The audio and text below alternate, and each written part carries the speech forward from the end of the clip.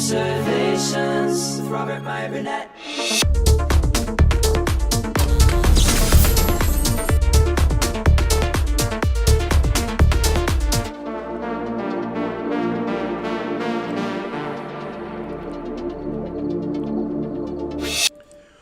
Well, greetings, imagination connoisseurs. Once again, it is I, your Duke of Dope Discourse, your master of fun and wonder, your viceroy of verisimilitude. Forgive me, Father. It's been a week since my last Midnighter, and I have sinned. Welcome, all of you members of this, the Post-Geek Singularity community. Welcome back to Midnighter. Yes, it's true, folks. I mean, you watched me fall asleep on Midnight Metal last week, but hey, we kept it going, right? It's just been a busy week between doing my new Designing Hollywood podcast. I talked to Donald Moat today, who was the makeup artist on Dune, who's currently working on Moon Knight. We had a lovely discussion. Half of it I can't talk about, but hey, it was still lovely. I loved it. Obviously, everyone's got the MCU on the brain. I am no different. Elizabeth and I watched Black Widow, and we both enjoyed it. You know, it's interesting. I liked it as a Bond film. I had a Bond-esque film. I thought it had a much different feel than the rest of the MCU, but I really enjoyed it. I didn't have a lot of the problems with it that people are complaining about. I mean, I thought it was a great story about two sisters, quote-unquote sisters, reconnecting. I enjoyed it. And then, of course, Loki. You know, I've often wondered, one of the things that I've talked about a lot on the John Campea show, on his Collider Heroes, on Robservations, is one of the things that I've really loved about the MCU that was always surprising to me was after Iron Man. I felt Iron Man was a fairly grounded movie. It was a real character study about Tony Stark, and they took a chance and cast Robert Downey Jr. after his, let's call him his tribulations. And he did a fantastic job. And if you go back and you watch Iron Man 1, it's a really good, really satisfying movie. And it's all built around the Tony Stark character. And there's not much going on other than what's happening with Tony Stark. I mean, there's a lot going on in his life, but it's a real character study. And it shows him having an epiphany and building the Iron Man suit. And it's a really enjoyable film to watch. And at the end, you know, there is a battle for Tony's soul. He's battling his former mentor, but it's really about his company's future. And it's two guys, you know, and two guys that represent different philosophies. And to see where the MCU has gone in 13 years is pretty astonishing. But when you go back to that film, you forget, with all the shenanigans that follow, all the way up to Thanos and the Infinity War and everything from the Guardians of the Galaxy and Celestials and Captain Marvel and Black Panther. I mean, it's crazy to go back to the first movie and look at just what kind of a film it is. And I really feel that Black Widow sort of harked back to Iron Man 1. If I would equate it to any movie, I think it felt more like it was Iron Man 1. It really stripped back all of the comic book shenanigans. It was really shot, a lot of it was shot on location, which I really appreciated. I think that we're going to get more of that with Shang-Chi and especially with the Eternals. I liked seeing less green screen backgrounds and things like that, and I enjoyed it. I thought it was a smaller film, and I enjoyed it on that level. Espionage, spy thriller, delving into Natasha's past and her family and all of that. I really enjoyed it, her family. And it was definitely a smaller film. But I thought a satisfying one, more along the lines of Iron Man 1. And if you go back and you watch it, you forget just how not huge it is. And now we come to Loki. Loki, I thought, was a hugely ambitious series that didn't have a whole lot of scope considering how big it actually was. I mean, in a way, it's like, if you've seen My Dinner with Andre, it's kind of was my dinner with Loki. Sure, they went to a few places, but most of it was walking and talking. And in this 6th episode, I'm sorry, I've only directed 5 episodes of television, and that was a Skinamax show for HBO and Cinemax. But one of the things you don't want to do is plant people in chairs for an extended period of time, and that's what they did in the 6th episode of Loki. It was kind of this Basil exposition moment, and that went on for half the episode. And I thought maybe that wasn't such a great choice. I mean, I thought Loki was a really wacky, zany show that really, what I was going to say, by the way, after Iron Man 1, I was really wondering, how are they going to bring in Thor and Captain America and make all these characters work together, and much less make the Avengers work together. And by 2012, when the Avengers came out, it was pretty apparent that what they had done was a magic trick, and it worked really, really well. But I think all of Loki really pushed the boundaries of the MCU in a way maybe a bit too far. They went a little too far. I still enjoyed Loki a lot, but I don't know how well it worked as a TV series. It felt more like kind of an offbeat indie film within the MCU that had gigantic ideas and introducing the next big bad in kind of a strange way. And I don't know if I like the way that the He Who Remains was portrayed. It's not that the actor isn't good. I just wonder if that performance was what was required for the story that was being told. But anyway, there was an interesting article in the Hollywood Reporter that I thought I would share that was published today by, of course, Richard Newby, who I usually quite enjoy his commentary. So I figured I would just delve into it a little bit. He Who Remains and the decisions surrounding him have changed the MCU in irrevocable ways. By the way, this is a spoiler story, so if you haven't seen Loki yet. We write our own destiny now, Loki's Tom Hiddleston last-minute mantra, said in the moment as a message of hope and perhaps love, quickly became an omen as sheer terror set in during the final moments of the series, nay, make that season finale of Loki. In For All Time Always, directed by Kate Herron and written by Michael Waldron and Eric Martin, the Marvel Cinematic Universe is irrevocably changed as Loki and Sylvie reach the Citadel at the end of time and confront the one pulling the strings of the TVA, He Who Remains, played by Jonathan Majors.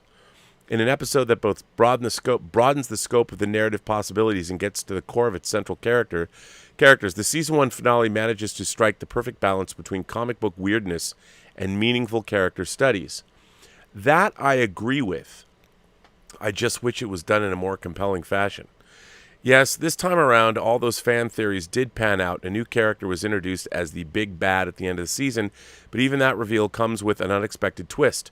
For months now, we've known that Jonathan Majors, recently nominated for an Emmy for his performance on Lovecraft Country, would be joining the MCU as one of the Avengers' arch nemesis, Kang the Conqueror, in Ant-Man and the Wasp: Quantumania. But the iteration of Kang, or Nathaniel Richards, yes, Nathaniel Richards, a descendant of Reed Richards, as his true name is in the comics, who we see in Loki, is not the Kang. As He Who Remains tells Loki and Sylvie, his variants are much more dangerous and will undoubtedly fall closer to the comic iterations of Kang the Conqueror and his variant counterpart, Rama-Tut.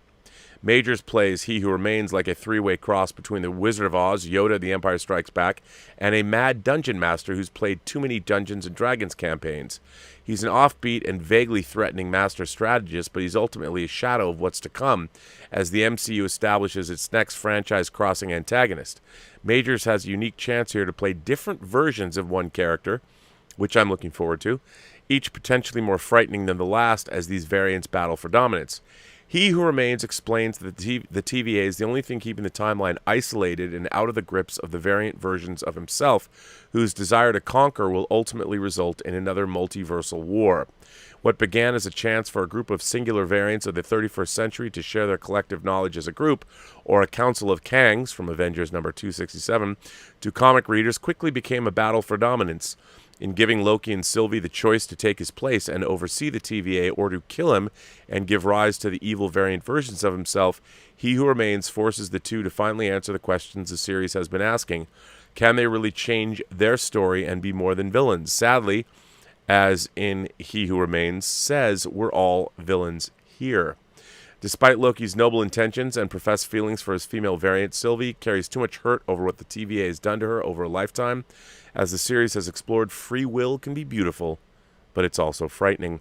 Loki's journey saw him not only reasserting his own free will over his story, but allowing others to do the same by refusing to give in to his worst impulses of manipulation and lies. Oh, look, there's an ad.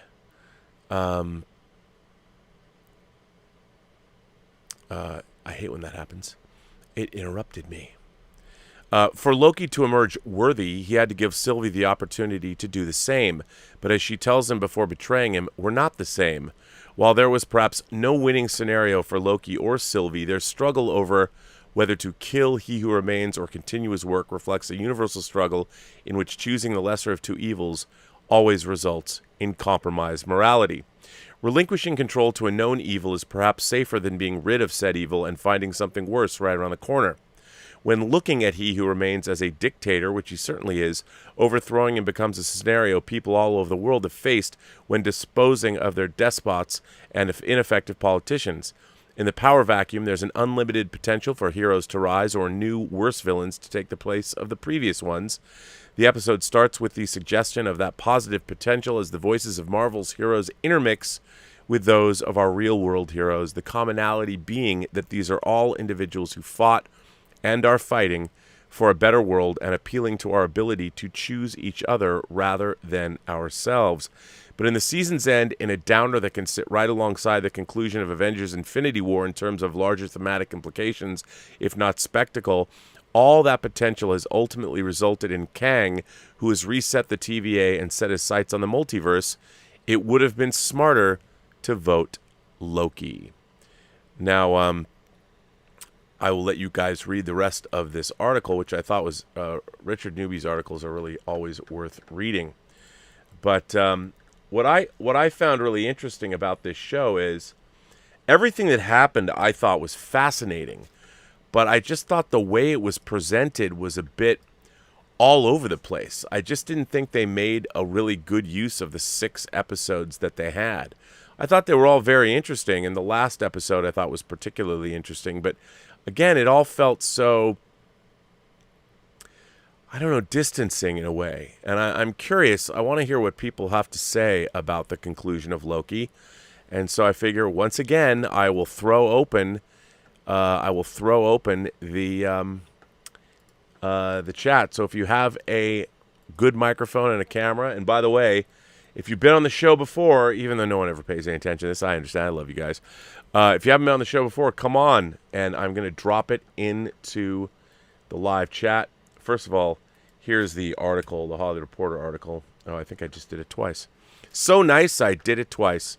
But I'm very curious to hear what you guys will all think of this. I want to have some more dialogue with people, more substantial dialogue. So if you're interested in talking Loki, I want to hear from you and see what people have to say, because I'm pulling a campy and having some Zevia.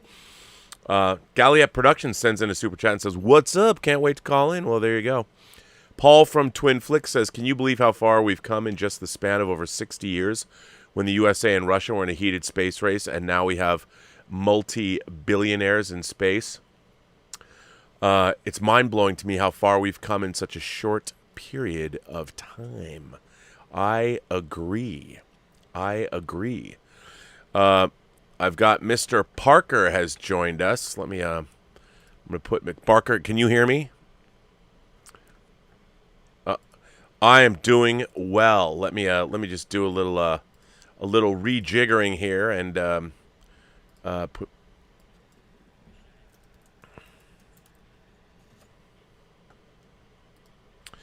Oh, don't worry about it. My weight fluctuates all the time.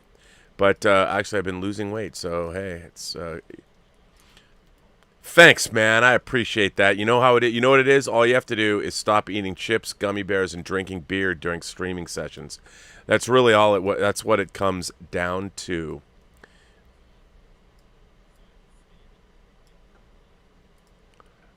No, you can spam my DMs all you want. Call Me Ishmael is here as well. And I'm going to put Ishmael in because anybody who any literary reference gets on the show. That's what I say. Although now I have to figure out how do I fit Call Me Ishmael in this. Let's see if it'll fit. I'm just going to put Ishmael. It is, and it's all about the literature, which I love.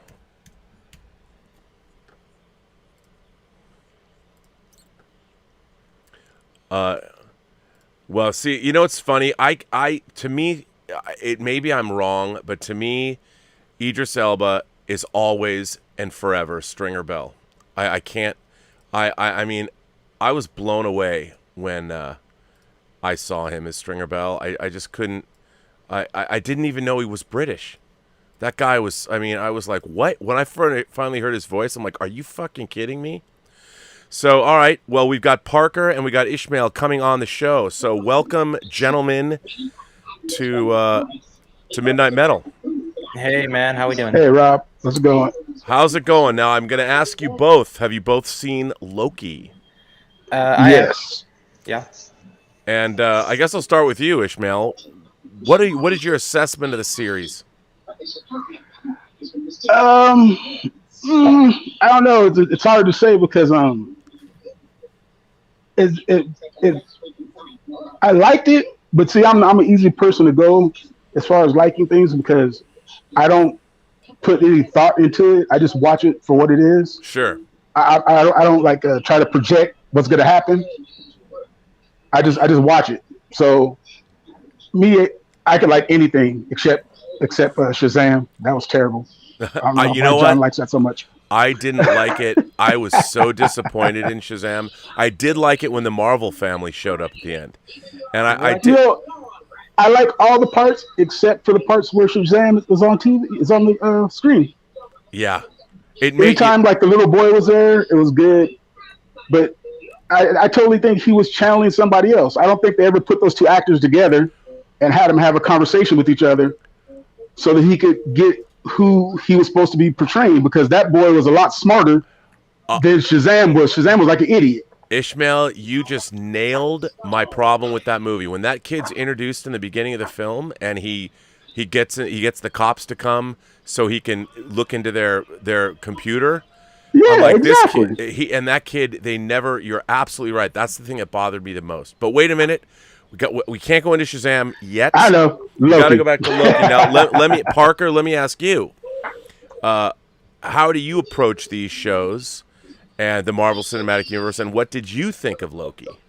I actually thought it was actually a lot better than I thought it would be, because this is like a show that I was not really expecting to like at all. I just thought it was just going to be another like throwaway thing here. And look, I'm a huge Marvel fan, but the thing about like the MCU, like in Phase 3, that I'm just going to be a hot take here, but I feel like the Infinity Saga kind of undermined the smaller movies, and like stuff like Spider-Man: Homecoming and Guardians of the Galaxy didn't have a lot of room to breathe there because everything's just building up to this thing there, and Doctor Strange kind of felt like just a setup movie there. I mean, I like the movies. It's just I feel like Phase 4 has really finally just gotten back to I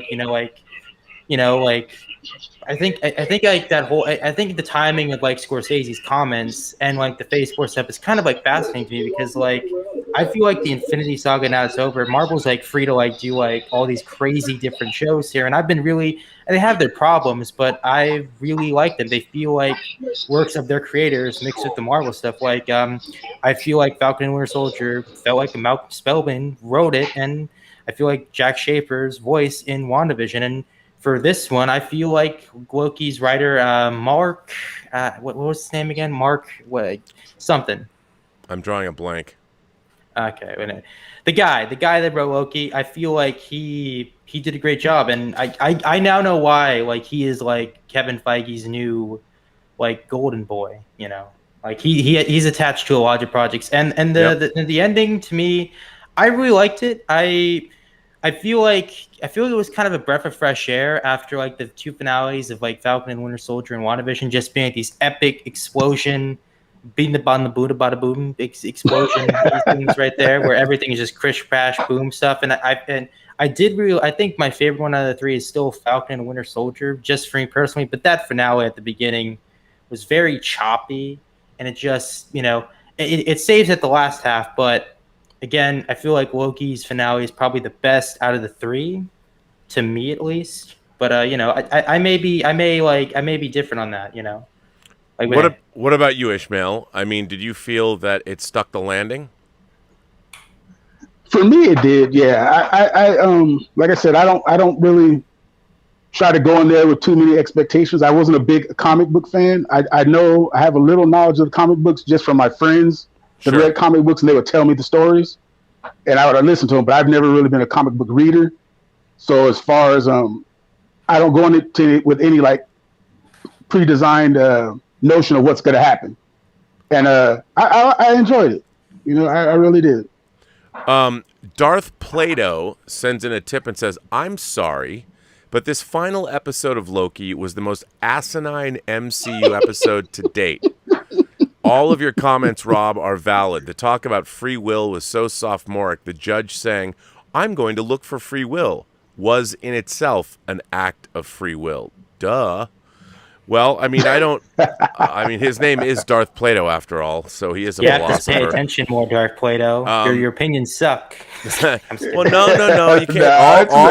All opinions are valid. All opinions are valid. But I think that what I really liked where the show, the conception of what Loki was supposed to be, and to me the idea of the TVA and how they portrayed it was so out there, and it was so Terry Gilliam Brazil-esque, or like the Adjustment Bureau. I really liked all that, and it comes right out of the comic books, and the TVA's been around for a long time. But I just feel that the story, Loki's journey, could have been a little bit more concise and less meandering. And when they get to the end, I really felt like, just from a directorial standpoint, planting three characters in chairs while one basically tells you everything that's going on, with the extra added benefit of some CG examples, would have been far more effective if he stood up, and walked around that chamber and was conjuring up images. I mean, maybe they didn't want to do it because it would have been too expensive, but I just felt that having them sitting down was really sort of killed the inertia for me. It was very sedentary, and I thought it looked to me like it was an indie film where they didn't have enough money to do anything but that, and that felt odd to me, especially when you're introducing, because Major was cool, man. But the way he was playing it was just different. Like, he was playing it as if he was in a different kind of a show, but maybe that's because it was the iteration, of Immortus, of Kang, of Ramatut, or whoever he is, whichever because there's many incarnations of Kang in the Marvel Cinematic Universe, and he hasn't become the one that we know as the Conqueror, even though he says in the episode he is. But I was wondering, what did you guys think of the portrayal of that character?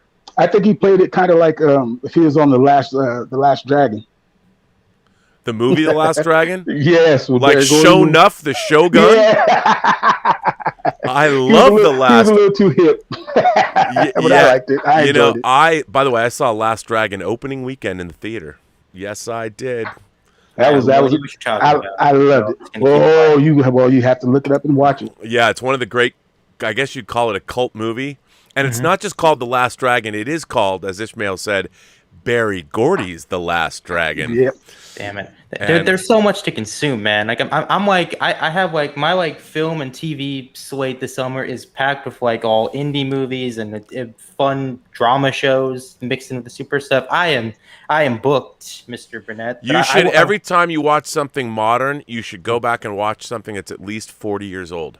Although Barry, The Last Dragon make it. You know what? I change that. Make it at least 30 years old. That way you can watch The Last Dragon. Last Dragon's what, 84? Yeah, so that's 84. I think. Here's a fun fact about me. I am actually a big fan of international films, and I've actually watched a ton of Italian films, Indian films, stuff like that. Like those are actually pretty appealing to me. just to like view other cultures, and also North Korean. I mean, not North Korean films, South Korean films. Well, There's a really South Korea has been killing it for the last Yeah. 20 years. There's so many great Korean movies. But back to Loki. I'm sorry. No. I just I got to keep everyone on point. But I love what Ishmael said. I mean, a Last Dragon reference. That's why I do this show, man. But no, I would ask you, Parker. So, like, as far as the if you were going to classify this or put this in a hierarchy of MCU entertainments, and I think you made a good point about how some of the Marvel, like the Marvel origin movies, aren't as, say, fulfilling. I mean, when we get to the Winter Soldier, that was a really fulfilling movie. We understand who Captain America is. Now he's going off on an adventure, and you can tell, you know, really interesting story. It was an espionage story. It had to do with surveillance culture and where we're at, our lives are at, and where we're at. But where would you classify Loki in terms of, is it top tier Marvel, is it middle Marvel, or is it bottom rung Marvel? You know, I keep toying with this question a lot over the free Disney Plus shows because I don't mean to sound like a fanboy, but It's okay. This is the channel to do that. But by God, they're like all the criticisms I've had with like the MCU over the past couple years. Most of them have been addressed in all of these three shows here, and it's just, and with Loki, I feel like it's the best of both worlds to me, at least. It has the radicalism of Falcon and the Winter Soldier and the like finesse of WandaVision, and I find it fascinating how they're like sort of like scheduled like back to back, because I feel like it's sort of like in a math equation, WandaVision plus Falcon and Winter Soldier equals Loki. So in a way, it's kind of a culmination of both those shows into like one show, and it sounds weird, but I would say it's probably up. I think it's probably top tier MCU stuff. I think my listing right now would be Loki and Falcon and Winter Soldier are kind of both tied for one here, and WandaVision's like at number 2. I still really like WandaVision. I think the performances are great. I think the direction from Matt Shankman is solid. Yeah. I don't believe he's going to do that Star Trek movie. That won't probably happen another 50,000 years. But anyway. Well, you know, Ishmael, I mean, that's an interesting question. I mean, Parker just gave us his. Have you seen all 3 shows? Have you seen WandaVision, Falcon the Winter Soldier, and Loki? Yes, multiple times already. Oh, so now what is your take on the 3 shows? Because overall, I've really enjoyed them, and I think, you know, everyone's looking for them to, I don't know, walk on water or something. But the fact that they've all been so diverse in terms of their storytelling and what they're doing, I mean, who would have thought WandaVision would be an homage to the sitcoms of the 50s, 60s, and 70s? But how did you feel about the 3 shows since you watched them multiple times, and how do you rank them? You know, I like them for what they are. I like the fact that they give us a little more in-depth view of the characters. You know, like it lets you it makes them feel more personal. It gives them a more personal feel, and you get to know their thoughts outside of fighting Thanos. Right. It's things like that. So. I really enjoyed them. I think probably I would say Falcon Winter Soldier was one I liked probably the most. Oh, really? And then Loki and WandaVision are kind of, you know, they're kind of the same. I really like I'm gonna say WandaVision, then Loki. Yeah, that's why I would rate them. Now, what was it about Falcon the Winter Soldier that made you like it the most? For one, just the character building, right? Of what's it, Sam? Just his whole, like, the struggle he went through and the decisions he had to make, and the coming to, you know, I mean, him having to realize that, you know, he can do this. Yes. And it's not just a matter of that he can do it. It's like, I don't need to be a super soldier to do this. You know, I'm gonna do it as me. And you know. And he just went for it, and I really think that took a lot of heart, and I really enjoyed that. Well, you know, and me personally, as a black person, as a black man in the United States, I don't know if I would have been able to do it. Wow. You know, just because I just don't want the weight. That's too much weight on my shoulders. Well, no, and I don't know if I could do that. Well, let me ask you this, because that's one of the things I really liked about the show, and I think the Isaiah Bradley debate. Here was a man that was kind of a stand-in for everything that was done to black soldiers in World War II, whether it was the Tuskegee experiments or not being able to avail themselves of the GI Bill when they came back from the war. I thought that debate was a really valid debate that he was having with Sam Wilson. Like, no, they're not going to let a black man be Captain America. And I thought that a lot of people, I read a lot of stuff online where people were saying, oh, this was woke nonsense. And I thought, it really isn't.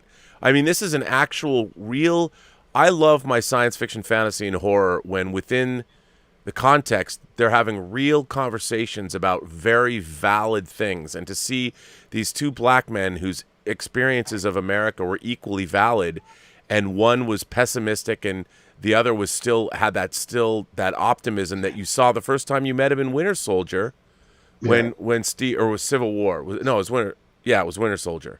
When he was running, when Captain America kept lapping him, and Captain America was the first person to say on your left. I thought that was a really interesting conversation that everybody should be having, and it's not something that was overtly. It was totally legitimate, and it was derived from past comic book stories. That character was introduced in the Truth miniseries back in 2003 or something, and I love that they go back to that. And it's interesting, I thought that was the most compelling part of the show. And if you look at all three of those shows, WandaVision, Falcon the Winter Soldier, and Loki were all about their main characters working through their own issues and coming out on the other side changed people. Yeah. And I thought that was something that we haven't really seen much of at all. I mean, we already knew Steve Rogers would eventually get the super soldier. He was already Captain America, even when he was a scrawny wimp. See, that's my point too, Rob, is that John always says that, Steve Rogers is Captain America, but that's not true, because Captain America is just a title that the government gave him. But the thing is that Steve Rogers, he was always that. Yep. That person, that he never changed. That was the whole point of the doctor picking him in the first place. Yep. When I hear John, I was like, there's only one Captain America. No, anybody can be Captain America. That's just a title. Well, it's Steve Rogers is the thing that everybody's trying to be. It's not so much Captain America. It's just you want to be somebody with those type of morals. Well, it's interesting, whereas Sam, when we met him, he was working with veterans. When we first meet him, and he's working with, he was a hero already in his own way. He was being selfless and giving of his time to help his fellow soldiers. So both he and Steve Rogers were cut from the same cloth. It's just that Sam Wilson didn't understand how important, he was a little bit more. He didn't have to fight the way Steve Rogers had to want it so bad, but couldn't have it because he was dealt being a scrawny little kid. He didn't have what he needed. Let me ask you this, Parker. What did you think, of the all three of these characters? Like, one of the things I loved about Loki was the journey that Tom Hiddleston's Loki goes on. And I really felt like the fact that he's coming to grips with emotions and things which you wouldn't necessarily expect Loki to be dealing with, and literally finding love and understanding, also having to be selfless. How did you feel about each character's journey in those three shows? Okay, before I get into that, I just want to get into one thing here, because I think it needs to be said here. All these people talking about this, it's woke culture. I just find that such bullshit. I'm sorry. Dude, look, I don't know. You'd have to be a real moron not to realize that the MCU is already woke. I'm sorry. Iron Man is about a billionaire realizing that he's part of a system is about no accountability. That's fucking woke. And oh my God, Falcon and Winter Soldier is about how the government doesn't have has so much power and they take it out, stuff like that. It's there are so many elements, and Age of Ultron has a thing about women's abuse with the Black Widow stuff. There has been woke stuff in all of entertainment. You just were too stupid not to realize it. I'm sorry. I'm just look, I know it's a thing there, but just, man, I got to get this out there. I don't understand this anti-intellectual bullshit that is like infested and like poisoned geek culture, because it really it really doesn't make us have like a lot of great stuff, man. It just really blocks us off from like stuff that we should be seeing, like stuff that I think should be said. And I totally disagree with this whole thing about politics being woven into things. I think it should be, because if what we're going to see is like populist media entertainment, I think there should be some of it that says something very important. And I see these people all the time, and it just frustrates the living shit out of me. I know I'm venting, but it's No, just... I mean, look, when I hear people talk about Captain America, there shouldn't be politics in Captain America. I shake my head. I'm like, the guy fought Nazis. He's a political figure. He's a political figure, and Falcon. All of those things are very political shows. But I think people get it wrong in the sense that it's not necessarily that it's political. It's that it's politics that's opposite of what people believe. And I've always thought that if you're watching a story, you know, if something isn't say on your side of the political spectrum, you should still be able to watch the story and analyze it from where you're coming from. Mm-hmm. And I think that ultimately, when you're watching stories about comic book characters, the baseline is they're going to be good human beings. Ultimately, that's what they are. They're superheroes, and they're superheroes not just with strength or powers, but they're supposed to be better human beings than we are. That's why they're superheroes.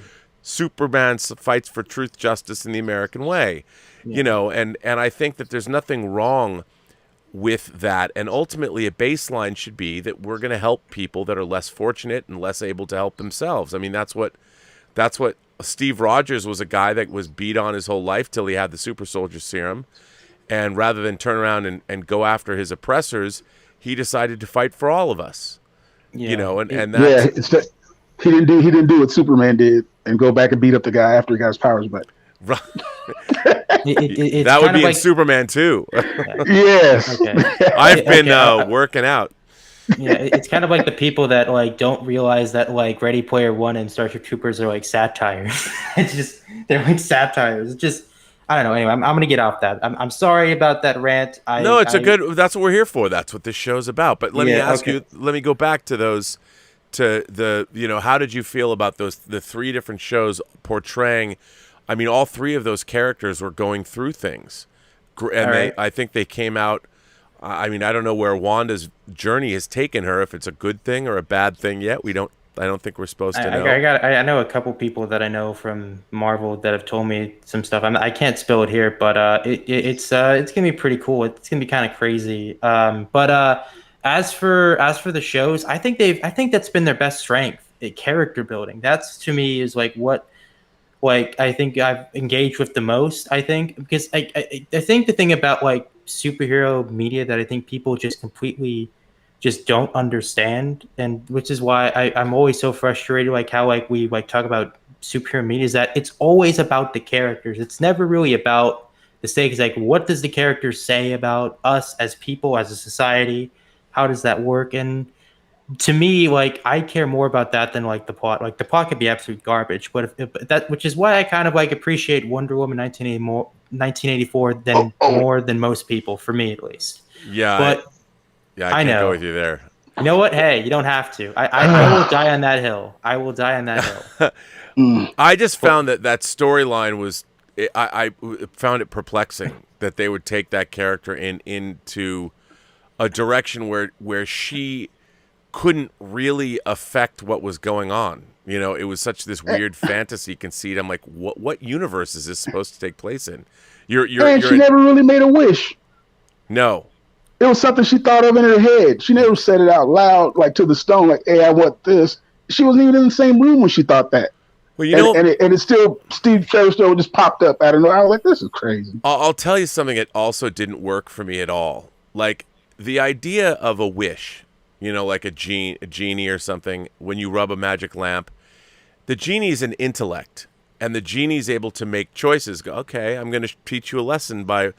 But when you just make a random wish on, like, a thing, is there some entity out in the cosmos that hears your wish and figures out, okay, here's how I'm gonna implement this person's wish? Like when something, to me, it's too fantastical in a movie, because if everybody's making wishes, there has to be something, some cosmic entity that decides how this wish is fulfilled. Like otherwise, how is it when you make a wish, unless there's an entity that can actually go, okay, oh, I see what you want.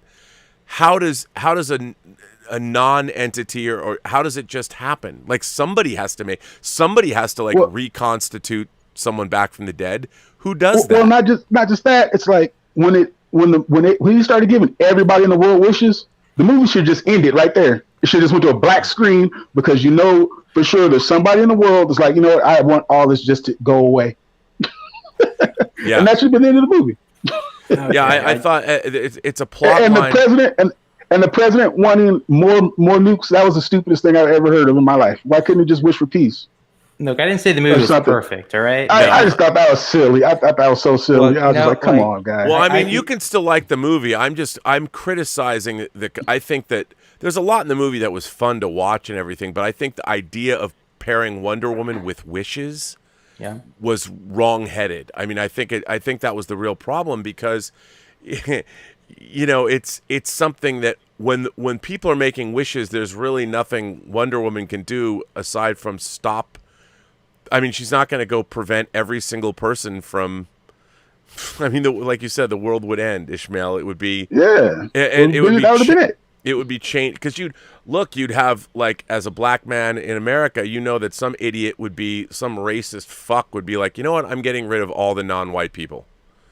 And then they would disappear. And then there would be somebody that would say, I want all the white people gone. Or there would be some communist China motherfucker who would say, you know what, I want the entire world to be communist China. Exactly. Oh, no. That's my point. Somebody's definitely going to do that.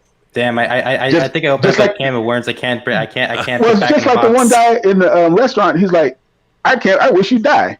The lady started dropping on the floor dying. Okay. You know, it's just. I mean, that's just the nature of people. Okay, right. It's not. I mean, it's not even. I mean, that's just. We're not. I mean, like people it was a quote is like, an individual is smart, but people are stupid. Like as a whole, we're not the best people. We're not the best things on the planet. You know. No, but I mean, but I think that bringing it back to the Marvel Cinematic Universe, one of the things I think was the strength of all three shows is just how much it delved into these characters taking a turn. You know, being like in the beginning, we saw Sam Wilson give up the shield. You know, and then we saw WandaVision in her grief. She's created this whole universe that she's inhabiting because she can't hang with the real world. And with Loki, he finds out, what I love about Loki is he's basically having an existential crisis where he finds out that the universe is a much stranger. As a god, he couldn't even believe that TVA exists, which means his view of the universe and the universe he existed in was very, very limited. Totally. In coming to grips with this, he realizes he is limited, and I thought that was really interesting.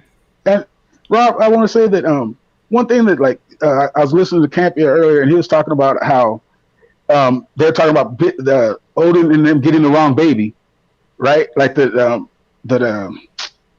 what's her name? The other variant, Sylvie. The Sylvie, that they got the babies mixed up.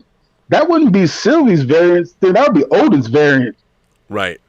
That would be hit because he's the one who's supposed to get the baby. So if he grabbed the wrong baby, that would be him. That would be his variant. Not he would be the variant, not her, because he grabbed the wrong baby. So that would have been his mistake, not hers.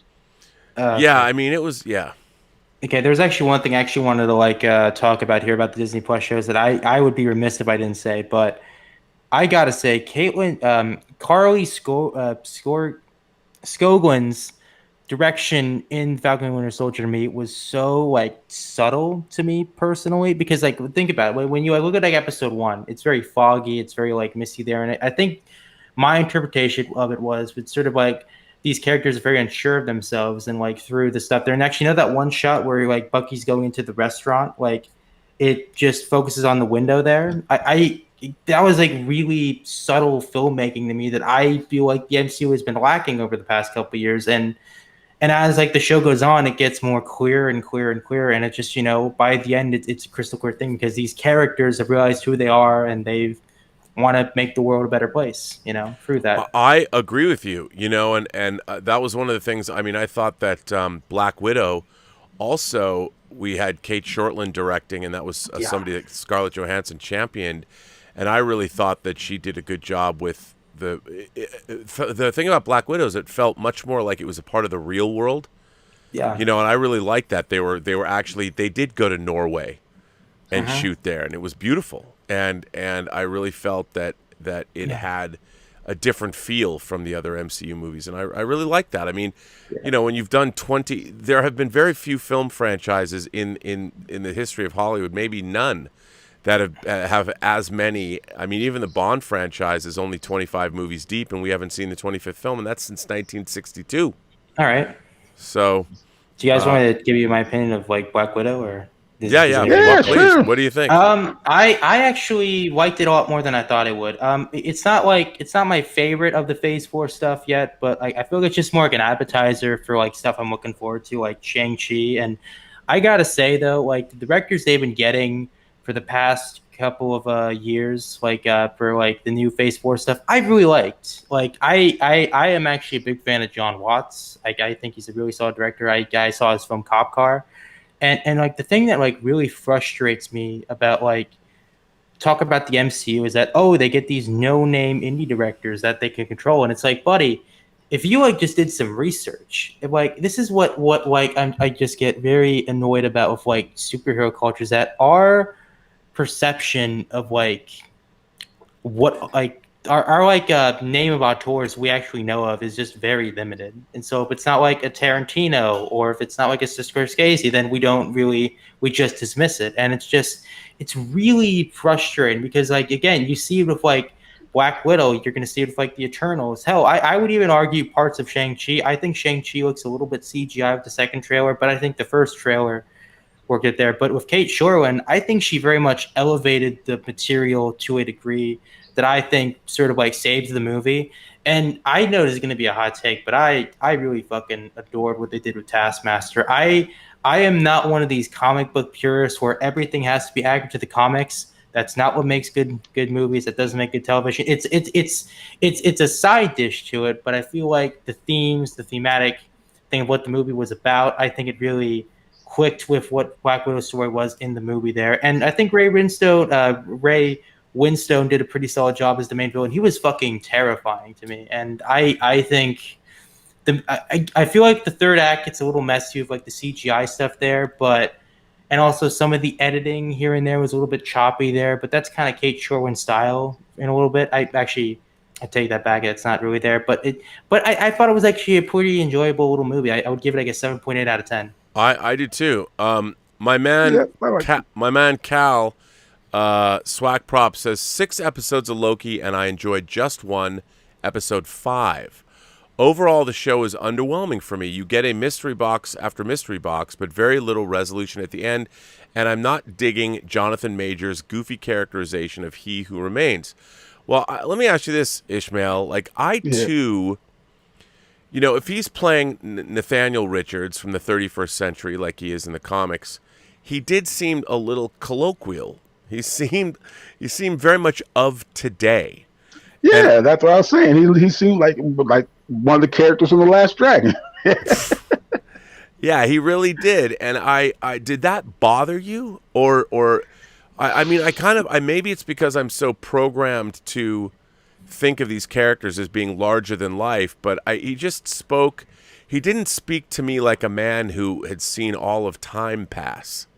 He seemed like a guy who was like living in the United States, like you said, in the 80s. Yeah, but I mean, like, if he was in Star Trek, the new Star Trek stuff, he would be perfect because they don't deal with them being in the future either. Right. Those shows are that was pretty bad. I did. That's the one thing. Like, as soon as I seen it, I was just like, that's weird that he's talking the way he's talking, because it's just for somebody who's like known everything, seen everything, is like that's how you would decide to speak. it just it was a little weird. I didn't really mind it, but it just caught me kind of funny. Yeah. Now, let me ask you both this. So the next Marvel show coming up is the animated What If series. And at first I was wondering, why are they doing that? But now I understand. Now we're going to get a glimpse at all of these different realities, sort of priming the pump for whatever the multiverse of madness. I mean, clearly, as I've said, they've been setting up. I think we saw the setup for this in Spider-Man Far From Home when you see J. Jonah Jameson at the end in the post-title sequence. I think that's the first evidence that time has changed, because that movie, or that film takes place after these 3 shows that we've watched. So that would be the first evidence in the MCU that reality has changed. And now we're going to see, obviously, No Way Home, and then we're going to see the Multiverse of Madness. And I think what they're doing is setting up, whether it's Avengers Forever, which I think will be the next Avengers movie, because that's a big, huge comic series which deals with variants and alternate timelines, and I really liked it. And then we've also got the Secret Wars happening. So what do you guys think of where we're going? Like, do you want my honest opinion? Yeah, always. I think What If looks okay. I think the animation looks fine to me. I'm not looking forward to it, but it's like one that I'm not like, oh my god, I gotta watch this like right now. But I mean, the trailer looks pretty fun there.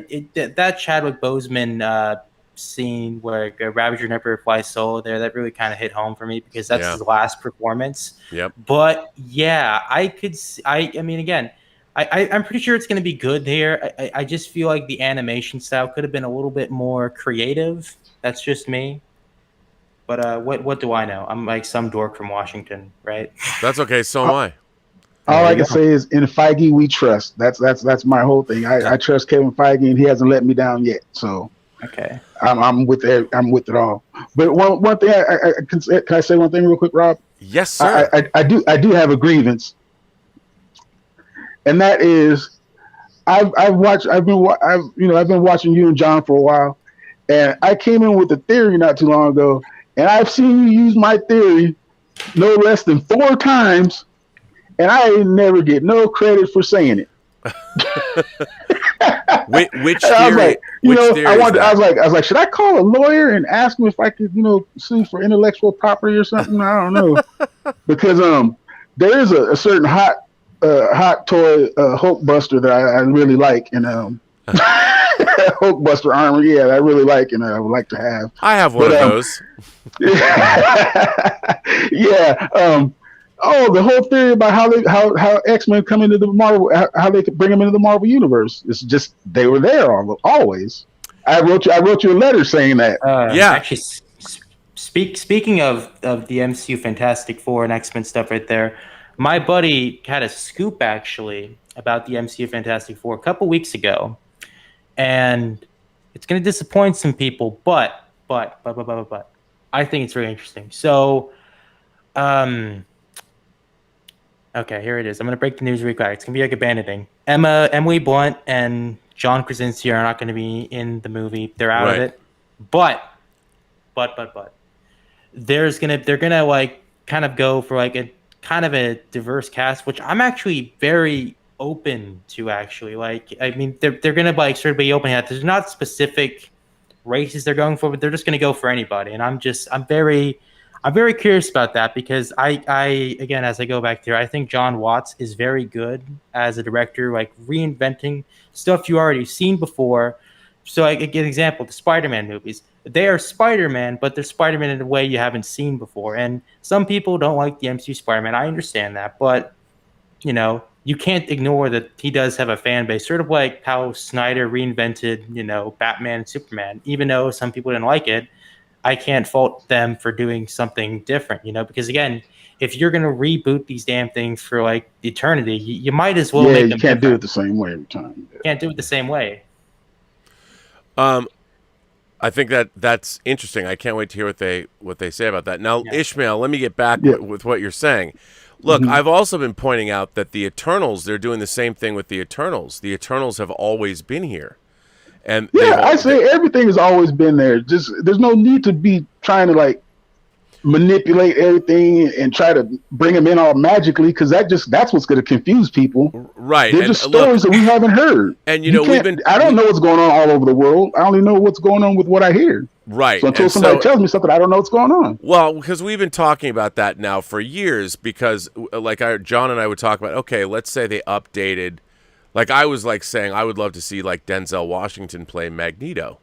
And if he played Magneto, what would be, and I was thinking, okay, obviously you could go back to different atrocities in the world and say he was like what they did on the TV show Evil last week. They dealt with the Rwandan genocide. You know, and the Tutsi and the Hutu and all that. And so, you know, we have been talking for years about how they could update the X-Men and bring them in. I mean, I think it's really interesting because people always throw out the same thing. Well, where were the X-Men in the Battle of New York? They were fighting too. They were just fighting a different part that we didn't focus on. Right. That's or what's interesting is if you look at how long these battles lasted, they don't last very long. So like Thanos, when Ebony Maw came to Earth at the beginning of Infinity War and they attacked New York, they were there for what? It was almost in real time. You know, we watched it happen, and you're looking at it was what, 15 minutes, 20 minutes. There's no way the X-Men could have got there in time. Nah, they just came down. They came down to get the time stone from Doctor Strange, and I think it's always interesting in the Battle of New York. How long did that last? Not very long. I mean, it was in and out. The sky opened. These things came down. They attacked, and that's one thing I don't get about the Sokovia Accords is that they try to make the X-Men. I mean, they tried to make the Avengers feel all guilty, right? It was like, didn't you guys shoot a nuclear missile at New York that was about to blow up the whole thing? And you guys are getting mad at the Avengers for wrecking a couple buildings and killing a couple people. You're about to wipe out the whole population. Oh yeah. No, I mean, I think people don't quite understand. Like that's one of my pet peeves about dealing with all these things. People don't think, like, I always say my example is, like, you have lots of friends. You don't talk to all of your friends all the time. Like, weeks might go by and you haven't talked to a good friend of yours, and then you get to catch up and hear what happened. Like, if your friend's going through some horrible thing, you might not know because they don't call you up. And so this idea that every single thing that happens in the world all the time, that where are the Avengers in all this? We don't even know where the Avengers are in Phase 4 in the Marvel Cinematic. Apparently, there are no Avengers because the Avengers base was destroyed. Tony Stark is dead. Everyone's probably scattered to the four winds. I mean, you know, it's going to be interesting to see where that all goes. But, gentlemen, listen, I'm going to rotate you guys out and bring some new people in. But this was a fantastic, not a problem. Fantastic conversation. Can I plug something before I leave? Go ahead. Yeah, go ahead, Okay. Parker. So I'm rewatching my new podcast, Bring On the Entertainment. It's I'm shooting 2 episodes this weekend here. It's going to be phenomenal. One about the superhero genre, one about how to leak indie cinema back into the mainstream. And I got another short film I got 2 short films I'm producing. One of them is going to be released early September. I'll be announcing a date very soon. So yeah, it'll be pretty fun. It's called Doodle. It's my most ambitious short film I've made over the past couple of years, and I hope people like it. Well, congratulations. I'm glad that you're doing it. Yeah. Now, what were you going to say, Ishmael? Oh, I was just going to say that we've met before. I'm at John's 100 million I remember party. That. Yeah. So that was a great time, by the way. It was. It really was. I really enjoyed that. I hope we get to do it again sometime. Yeah, I mean, I just passed 40,000 subscribers today. Right, so that's pretty cool. I mean, I think I'm not quite to 6 million views, but maybe I'll have a 10 million views party because that was fun. You're 6 million views in my heart, Rob. Yep. Well, gentlemen, I want to thank you both for being here. This was great, and I'm going to be curious to see what everybody else thinks and who we can bring on next. I'm very curious to see who is going to come on the show next. We shall see. Oh, our friend Tim. Oh, we got some good people coming on. Good. Michaelito is here. Hello, sir. I'm doing well. And Tim Possible. our own Kylo Ren. Let me put you guys into the show. Hang on, I'm gonna make sure you all look pretty here, and let's put you in. It'll take me a minute, so I have to ramble as I put you in the shows. Let's see, and so this will be fun. Are you ready to talk about Loki and everything that you think about Loki? Because I'm curious. Mikey Lino, put you in. You were there, and I'm just adding you in now. And that'll just take me a minute and get you in. I hope everyone is enjoying this. I like having people come in and talk about these shows. I think it's a lot of fun rather than listen to myself ramble on, because I'm alone with my thoughts all the time. So hearing what you guys have to say is always more interesting. And Tim, let me get you in here and move you over. Put you in, Coach. That's good. And let me just change your lower third, and I will bring you both on. Let's see. All right, gentlemen, please welcome Mikey Lito and Tim Possible to the show. Gentlemen, you are on, although I have to change your name, not Mikey Light. I misspelled it, but anyway, we know. So let me ask you both. Let me start with you, Tim. Can you hear me? Uh-oh, I can't hear you. I don't know why.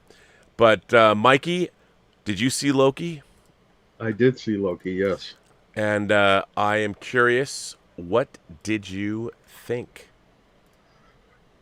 Remarkably, one of the things I did before I watched the final episode was that I went back.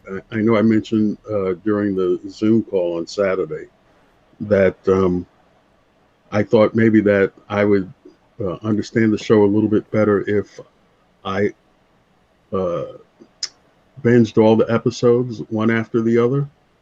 And that's what I did before I watched the final episode. And to be perfectly honest, it made the entire series better for me. Yeah, that's what I've heard. Now, why do you think that's the case? Oh, wait, Tim, what did you want to say something? No, I just want to say, you hear me? I can hear you. Sound great. All right. Sorry to interrupt you. Yeah. No, that's perfectly okay. Sir. By the way, I like your name, Tim Possible. Oh, thank you. No, I think we're gonna vibe really well. Go, proceed, sir. I apologize. So even episodes 3 and 5, I thought were better after binging it. Right. So my only question, and I come to you, that's the reason I came on. I come to you as the man who has read the comics, since I have not read the comics.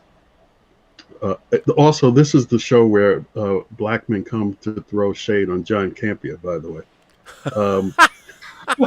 I never heard that. I love it. Well, because he's remarkably self-assured. It's like he's Kang, he's gonna be Kang, and I don't care what you people say, he's Kang. And that's my question. The iteration of Kang, I'll even go that far. The iteration of Kang that we saw at the end of the Loki series, is that actually Kang? No. Yeah, that's what I thought. Yeah, the thing about Kang is he has many different incarnations in the Marvel universe, and that Kang, the character Nathaniel Richards, which is what Kang, he was a man in the 31st century, right. Becomes many different things, and he even says that he says in the 6th episode, I've been known as under many different names. I was known as a conqueror. We're all laughing because yes. So to answer the question, that is not the character who is Kang. He's a human being who various iterations of him are versions of Kang. There's even a council of Kangs at one point in the comics. And, he was either Immortus, There's other names he's gone by, but he wasn't Kang the Conqueror, and I don't think he was Rama-Tep, a version of Kang who goes back and rules Egypt when En-Sabah-Nur, or we know him as Apocalypse, is born. So there's a lot. That character was not Kang the Conqueror. Okay, that's kind of what I thought, and he was called and he was billed in the credits as He Who Remains. So He Who Remains. That's the way that I took it. Yep. Just to answer a question, I think that you. Well, actually, I lost my train of thought, so I'll let Tim speak. So Tim, what were your impressions of the Loki show? Okay, well, let me iterate. I think I'm vibing with them, and I think because they posed the question, and they said the Gambit, and this kills the Gambit Citadel. I quote in the role. So they were trying to confuse us, and Campia was all like saying that wasn't King, and then for us as a Jenny movie audience or like people that were watching, we're confused because I'm not deep and sweaty like John Schnepp is, right? Like, right. Quote him. Right, when I say sweaty, I was like, "Oh, you don't know what sweaty means?" I was like, "You know what John Schnepp back in the day?" Yeah. But to go back to your question is, no, I predicted this series would be the best. I still think it is the best because there's more of a nuance to it. It provokes thought, even though like I liked every episode until this one because I was just like because it ended. But not only that. The last episode, number 5, with adult Loki, classic Loki, doing adult Loki things, doing epic things, rebuilding Asgard, and have that song, the epic soundtrack. I don't know how more epic you can get. So for me to see episode 6, it felt anticlimactic, if that makes sense. Like for me. For someone that was very invested from start one, I dig the films that provoke thought, and even at the ending of this, it provokes thoughts because it's just like, all right, so you kill Kang, he's just gonna keep coming back again, and back again. So like forever, this series could go on. And Loki, do you think Loki is all like Loki has changed? But do you think Loki is always going to be changed? Old Loki did change, and they're like, we're never going to... They had that really powerful saying, we're never going to change. And there's, like, the small minority of the Lokis changing. And what I really like about this series, it left us at the end of this, was just like, what is... You never know what's going to happen. Us, as the viewers, want to try to control things. And just like, okay... We got things figured out, but we don't, what the Loki series says. But the thing was that, it makes sense for Lokis to betray each other, is what I'm saying, right? I feel like we can all establish that ground. Loki's, they're definitely selfish, right? They look after themselves. So that made sense. And, what they did, it was just like the last scene, like what you brought up, Rob, with what's his face, Mobius, Kang. He didn't even really feel like Kang, but what they did at the end, they showed him in the costume, right? They showed him with the costume, but I was so confused, and the performance very did anyone else in the audience in the chat get Matrix-esque vibes? Did you, Rob? Did you? You mean like if he was Morpheus explaining or something like that, like yes, or like the architect, in the Matrix Reloaded? Yes, 100%. That's what I got, but I felt like it was just like a Dollar General version. Well, let me read you something which is really interesting. This is just in the Wikipedia thing about Kang. It says pre-Kang. Nathaniel Richards, a 31st century scholar and possible descendant of Reed Richards' time-traveling father Nathaniel, becomes fascinated with history and discovers the time travel technology created by Dr. Doom, Victor Von Doom.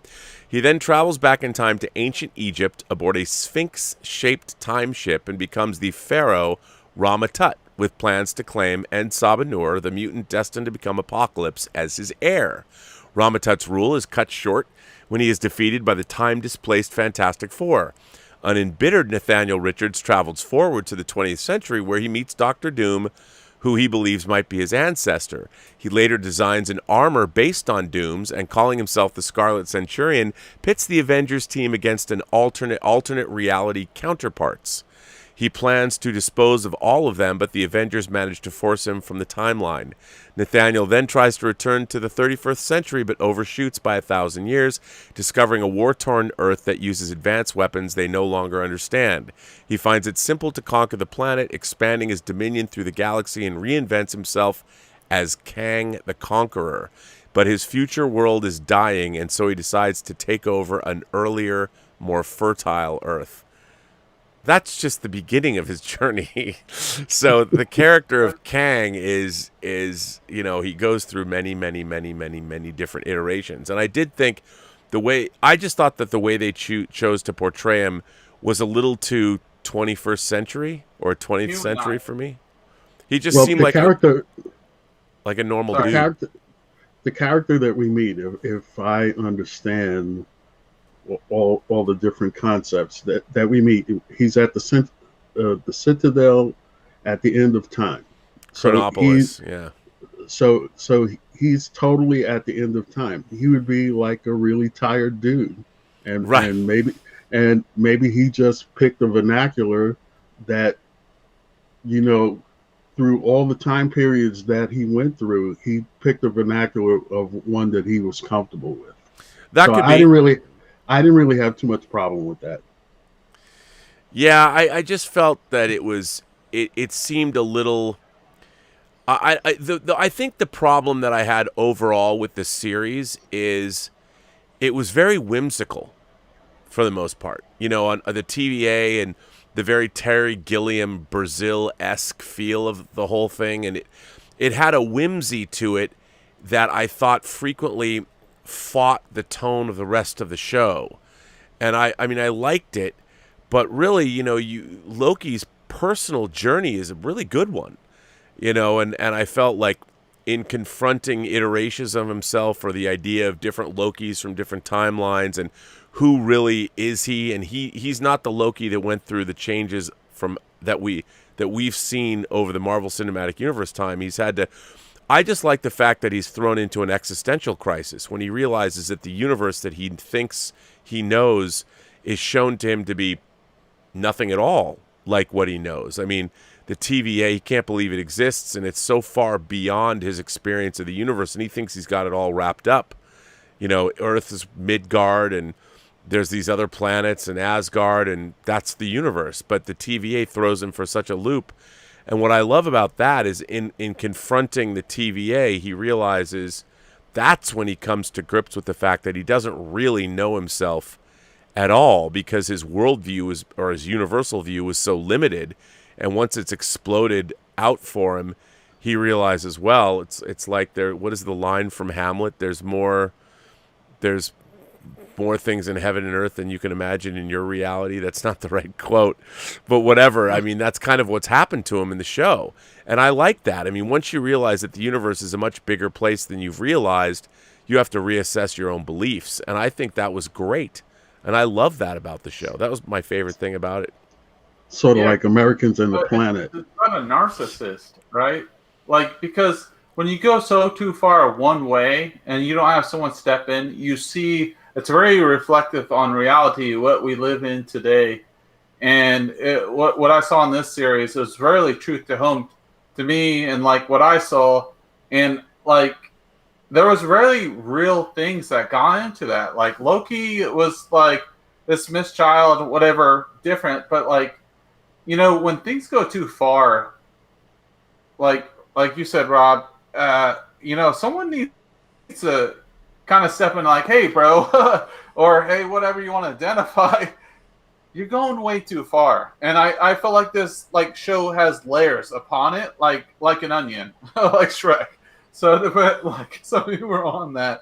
But no, yeah, I thoroughly enjoyed this show. Like, I really like this show. I like it better than Winter Soldier. Like, I've talked to you about, Rob, before, that how Winter Soldier actually, like, Captain America Winter Soldier is my favorite movie by far, a standalone or anything like that. But I feel like this brings up the most things without bringing up the most things, and people are gonna like look at it maybe later on and realize this is a little bit like more layered than you think it is. That's all I'm gonna say.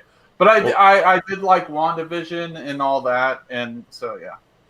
Well, Mikey, you were saying, you know, that watching it all at once, and I think this show of all of them will like WandaVision too, but it demands that you sit down and watch it all the way through from beginning to end. I think, you know, like you said, Tim, there's a lot more layers to that onion. I was curious, Mikey, what were some of the things that you also gleaned from watching it all in one shot? There was, I agree that there was a lot of layers to it. I'm kind of letting the whole experience kind of percolate. Sure. Because I want to see where this story takes us, and I can't really evaluate Loki as a standalone. I'm talking about Loki, the series, as a standalone entity until I see what effect it has on the future of the MCU. Clearly, it's going to have an effect. Right. But how, you know, for example, it's certainly, by sitting down and watching it in one sitting, it increased my appreciation for the series as a whole.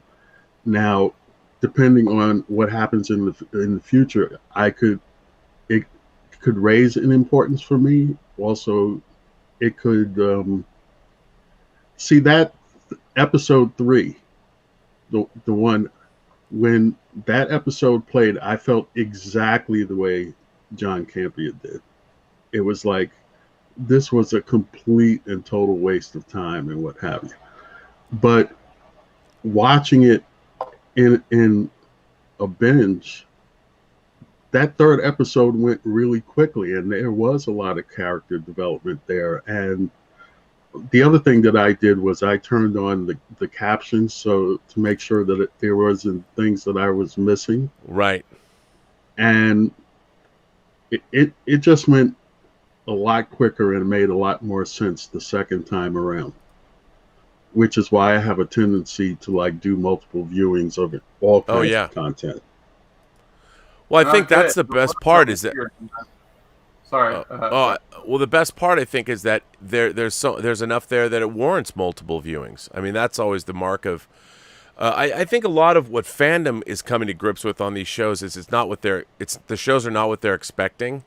They're expecting more of traditional comic book narratives, and they're not expecting these contemplative shows that are dealing with characters questioning themselves and in a way that's a little bit more introspective than they're used to. I mean, certainly Loki's sci-fi concepts are just out there. I mean, the idea of going to the end of time, you're dealing with universal concepts in terms of staggering amounts of, what does that mean to go billions of years? What does it mean to be at the end of time?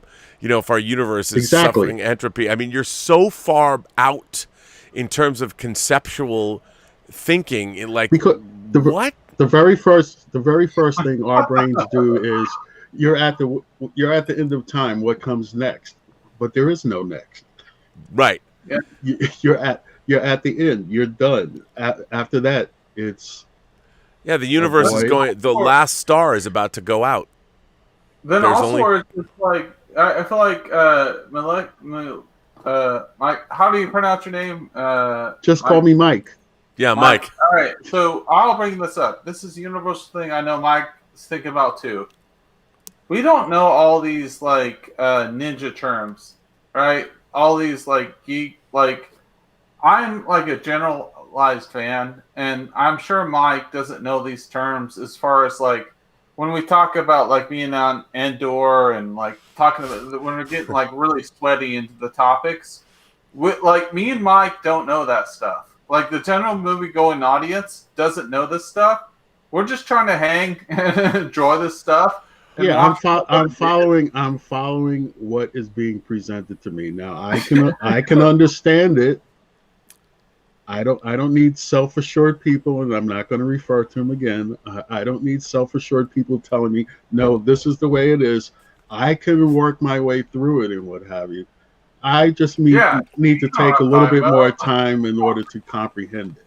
Yeah. No, I agree. Look, these things have to work for a general audience. You know, they can't. They're not making these. One of the great things I think the strengths of the Marvel Cinematic Universe is, and I've talked to a lot of my sweaty comic book friends that are like, "Well, Rob, this isn't exactly the translation." I'm like, it can't be. It's an adaptation. The Marvel Cinematic Universe has picked and choosed what it needed, and it's going like the Ed Brubaker's run on the Winter Soldier. He created that character, and they went and they did a pretty interesting job of extracting the idea of the Winter Soldier and Bucky and how that worked, and adapt it for film. The Age of Ultron. Can I interrupt you for 1 second? Yes, sir. This is what I don't understand about comic book fans. One of the main things about comic books is like a multiverse is like a pretty common occurrence in comic books. The Marvel Cinematic Universe is just one universe among other universes. Why do they keep trying to make the Marvel Cinematic Universe like the comics? It's not the comics. Right. I know. It's something that was presented to us, like you say, starting at Iron Man and working its way through now 27 major productions. Stop. You know, that's why I find campy shows interesting, but then when like the comic book fans like try and take over and force me to think that no, this is the way that it has to be, that's kind of when I check out. Oh, I look, to me it's all adaptation, and if you have the essence of the, I've been surprised at just how good the MCU has been in retaining the essence of these characters and the essence of the storylines. Because one of the things that the Marvel Cinematic Universe has to do, and I think it does it well, starting with Iron Man 1, is you need to believe that these characters could exist in our world.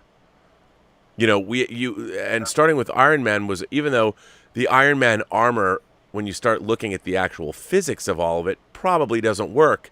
But the big ask, the one ask that movie makes for you, or it asks you as an audience to buy into, is that the Iron Man armor is real and it can work the way Tony Stark says it works.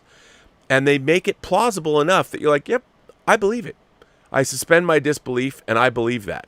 And each time they've moved forward, they're asking much more of you, and more when they introduce Thor and Asgard and the Rainbow Bridge and Heimdall and Odin, all that stuff, the Frost Giants, the Warriors 3, man, they're spinning off into Tolkien Fantasyland, and you're supposed to believe that that's also going to exist in the same universe as Iron Man. And I think the greatest trick that the Marvel Cinematic Universe has pulled is make you believe. And then they go back and they do a World War II period piece where you're seeing an expo, a World's Fair that didn't ever really exist that way, and Super Soldier Serum and Steve Rogers and all that. But you believe, man. And by the end, when you get to Avengers, and I think one of the things that amazed me about the Marvel Cinematic Universe the most was when I got to 2012, I went to the ArcLight Sherman Oaks with some friends, and we all went and saw Avengers. And while I thought the opening with Loki and the Tesseract and all that was kind of a little bit underwhelming, once the movie got cranked up, I was sitting in the theater going, I cannot believe I'm watching an Avengers movie. Not only that, I cannot believe I'm watching an Avengers movie and all these characters have already been previously introduced in their own films. I mean, yes, we got Hulk, but it all still works. And I'm looking at this and I couldn't believe it. And I'm like, this is an amazing feat of fantasy filmmaking.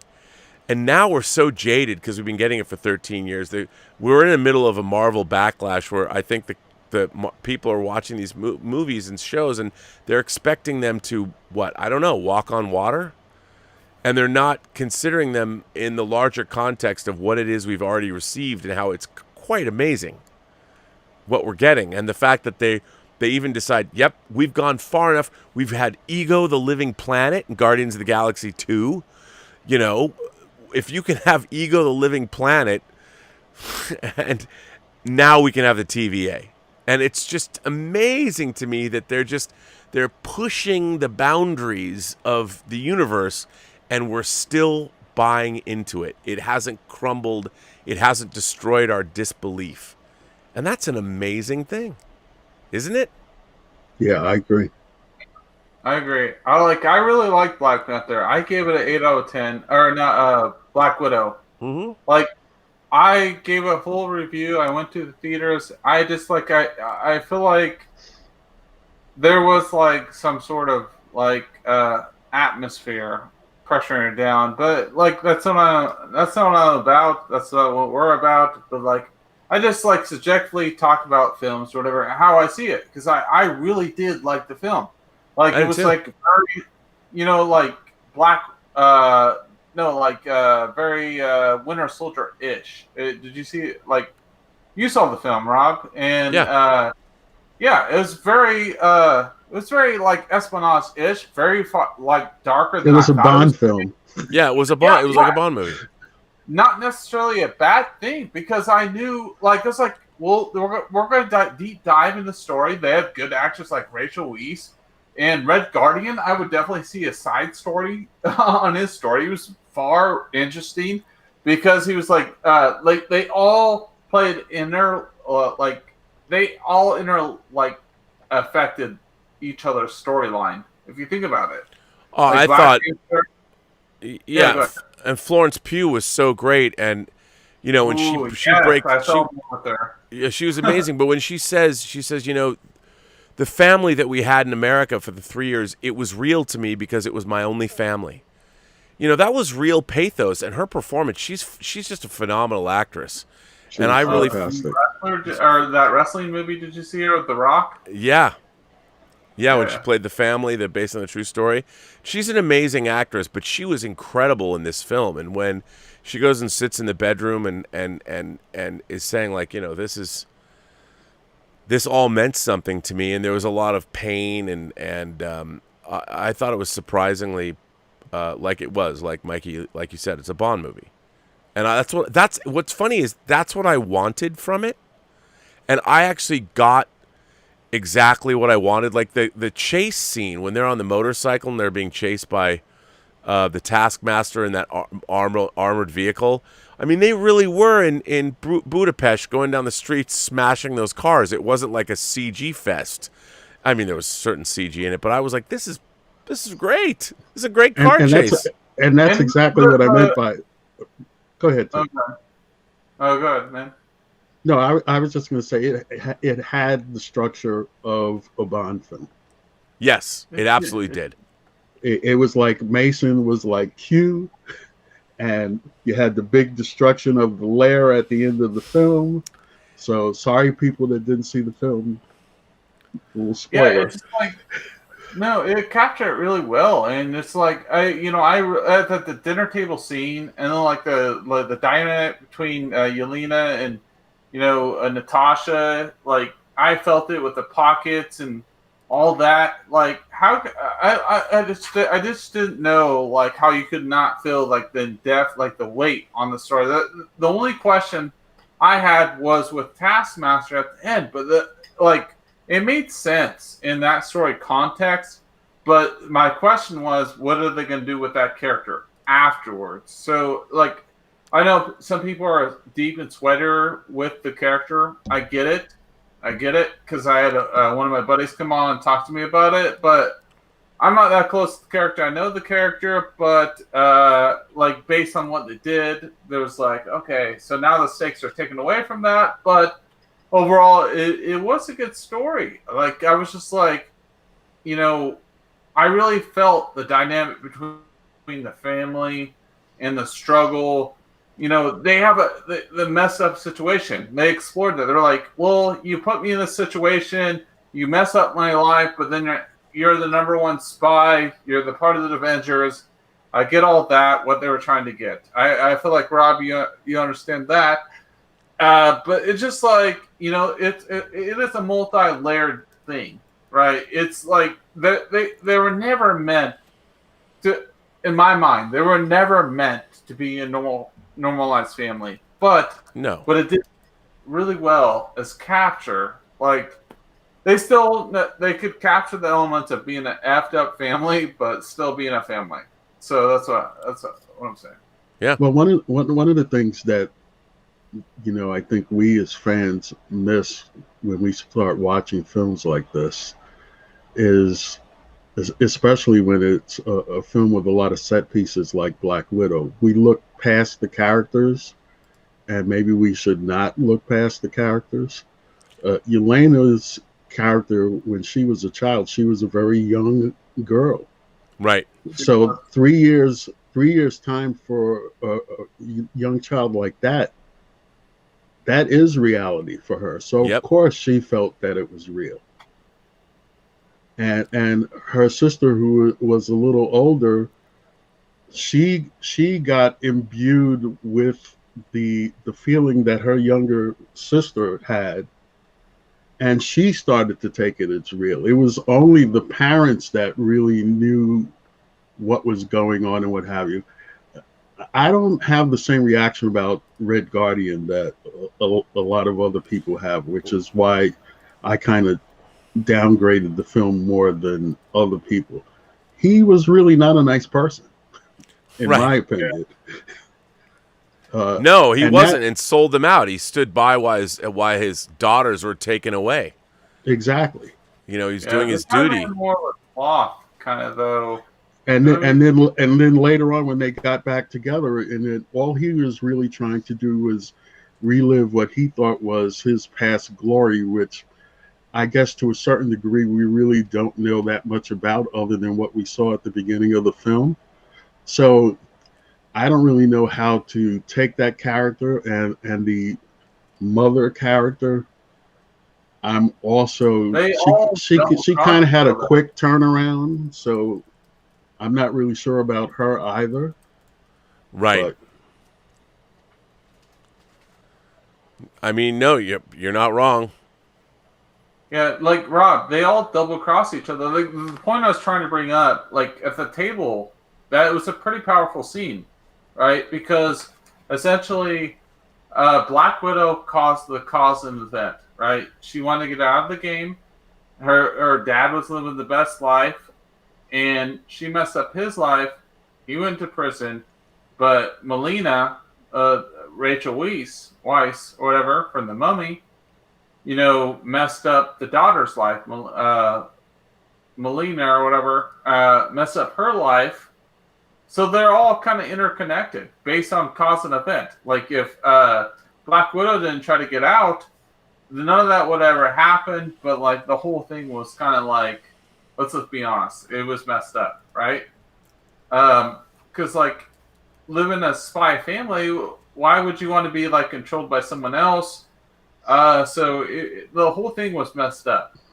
Is my point I'm trying to bring across. Well, yeah, no, it absolutely was. Yelena was really the driving force behind the entire film, because she's the one that drew Natasha in and what have you. She was looking to Natasha for help in destroying the Red Room and what have you. And so she was the driving force behind the whole film, as far as I was concerned, anyway. Right. Yeah, she had to have the red stuff like that, the powder or whatever. It wasn't if it wasn't for that malfunction, she would never came out of it. To be honest, right? Like, yeah, that was like kind of a plot device stuck in the film. So. Yeah, no, absolutely. And but I thought the movie is a lot better than a lot of the people that are criticizing it. I think I get why they're criticizing it, but I think it's gotten to the point where I think people are criticizing things now for what they're not looking at what things are. They're looking at them for what things aren't, and that's always kind of bothered me. For what they want them to be. Yeah, for what they want them to be. Yeah, hypercritical. Like I came to this film not thinking it was going to be that great a film, but I really felt like it was on par with Winter Soldier. Like, Winter Soldier is my favorite, but is definitely not that at par. But I did really feel like Scarlett Johansson, everyone that was in the film, gave a great performance. The only thing I questioned was the pacing and like how everyone recovered so quickly, because they aren't super soldiers. That's the biggest things I was questioning. But for anyone in our sphere, I feel like we live in like a hypercritical sphere, and people were judging it too hard. And I'm not going to succumb to that, and I'm just going to like give my honest review. I did enjoy this film. I'm a martial arts guy, and I really did like this film. Yeah, I did too. No, I did too. Well, gentlemen, anything you want to say? Wrap this up, and I'll rotate in some more people. No, I'm kind of done. Are you done? Rob. Well, Yeah. Mikey, always good to see you. Tim, do you have any final thoughts? No, I just want to say thank you. Nice to meet you, Mike. Rob, always a pleasure. I try to stay off for a couple weeks because I do know you like to have new guests on. So Oh no, it's all good. It's good to see you. I appreciate that, but you know, it's always fun to see you, gentlemen. And again, we will do this. In fact, do it do it again. And it's great to have you here. And I don't think I've forgotten. I haven't been to the post office, but I still have your disc right here, and it's gonna go out. So on that note, gentlemen, I will see you both later. Thanks for being here. All right, I will see you guys later, and let's see if there's anybody else. I got Corey here. Hello, sir. How are you? Corey's here. I'll put Corey in, and see if we've got anybody else who's out there besides Corey. Corey, my old friend, still alive.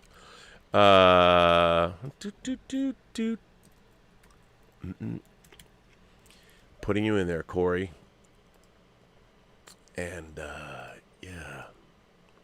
Uh-oh. Wait, that's not what I wanted to do. Let's see. I'll put this one more time. If anybody is missing the link, we'll see if anyone comes.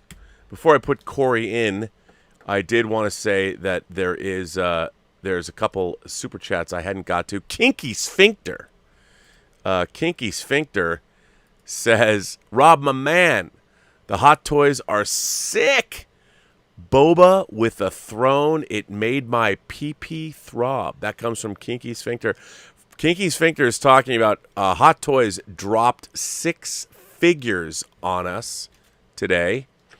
And 6. One of them is the long-awaited die-cast Mark I, a new version of Black Widow in her regular costume. A Doctor Strange... Iron Man costume, Iron Strange, which is crazy. Shan, I can hear me in your computer. I can hear me really loud. I don't know if you can change that, but I'm gonna bring you. Oh, there we go. That was good. Thank you for that. I'm gonna bring you both in. Hold on, just give me a moment. So yeah, those Hot Toys figures are sick, and they released repainted Boba Fett in his throne, which is amazing. And yes, I want all 6 of them. So for those of you, like, if that's a surprise, it shouldn't be. But let me put both of these gentlemen in. We've got Shan is here with us from a long way away, and we got Corey. And I'm putting you both in. You guys can hear me, right? Both of you? Corey, can you hear me? I can barely hear you. We don't have any volume. We need more volume from you, Corey. I'm going to put you in anyway. Oh, that was better. Yep, I can hear you. You're still a little low, but it's acceptable. You might want to give yourself a little bit more headroom. But please welcome Shan and Corey to the show. Gentlemen, welcome to Midnighter. Thank you. I want to get one more kinky sphincter. Anonymous says, not having read a bunch of comic books, I count on Charlie at Emergency Awesome to fill in the gaps on what I missed without trying to pull my opinion one way or the other. It seems other reviewers are not very balanced. I would agree with that. By the way, I watch Emergency Awesome. I think Charlie over at Emergency Awesome does a great job. I think it's a great channel. If you're interested in comic book properties, Emergency Awesome is a great channel. And I agree. I mean, I think that he does a fine job over there. So let me ask you, gentlemen, what did you think of the climax of the first season, now the first season of Loki? Let's start with you, Ishan. What did you think? I saw it yesterday. I'm still trying to figure out how I feel. I generally don't feel like it's a bad show. I like so I've never read the comics with Kang the Conqueror and all that. But what I used to do, and I still do, is I used to go and see videos by guys like Screen Crush and all to talk about the Easter eggs and stuff behind the lore. And I was hoping Kang the Conqueror would come out in a more like, here I am, so ready to destroy right kind of a way. But I like I'm not being able to get the name of the actor, but I like the way he portrayed a very I'm not getting the word, like a scared almost kind of guy who's unsure of himself, but clearly is pretending, and he's actually completely in control. Yeah. Can't remember. But yeah, I think it's nice that they opened up the MCU now to have him as at least one of the main villains. Yep. In a way, I think maybe he will occupy the same villain space that maybe Loki did himself in the first phase of the MCU. Yeah. No, my one thing about the show is, I'm sorry. No, go ahead. Sorry. I just wanted to get this out of the way. My one thing with the show is it feels like they're traveling time. The way they were traveling time so easily, just going from one time period to another. I know they are time travelers, but does it reduce the seriousness of all the events that took place in the previous Marvel movie? Does it, Infinity Stones just lying in the drawer? I think that's a really good point to make. That the whimsy of it sort of takes away from that. Let me ask you, Corey, what did you think of the climax of Loki? Yeah, I can hear it. Okay. Let me preface this by saying I'm not going to stay too long. I'm going to be in real quick because I didn't see the show. But first things, love your shirt. I haven't seen Chinatown in a long time. Great shirt. Yeah, this is my deep cut shirt. People love this shirt. I love this shirt.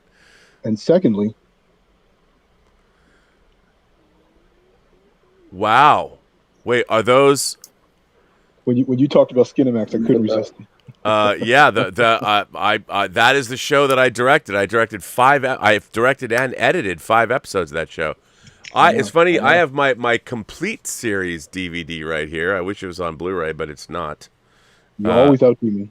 The complete series. No, it's the only one I have. I was showing it to somebody the other day, but yeah.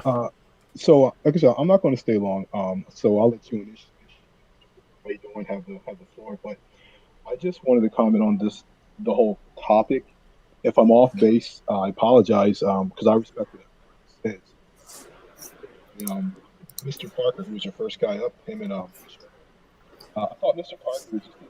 I'm not getting at him because I respect his opinion. I thought it was a little bit. Let's put it this way: I don't see the other side of the fan base as maybe he does, because I feel like everybody's side is worth listening to. I mean, I can kind of understand why some people feel like Marvel's gotten a little too woke. I'll leave it at that. But I was just listening to what he was saying, and like he was saying like that some people who can't see the wokeness are like morons or too stupid. And that's personally, I wouldn't have used that terminology because I think everyone has a valid point. Like you said, you just got to listen to the other side of the story.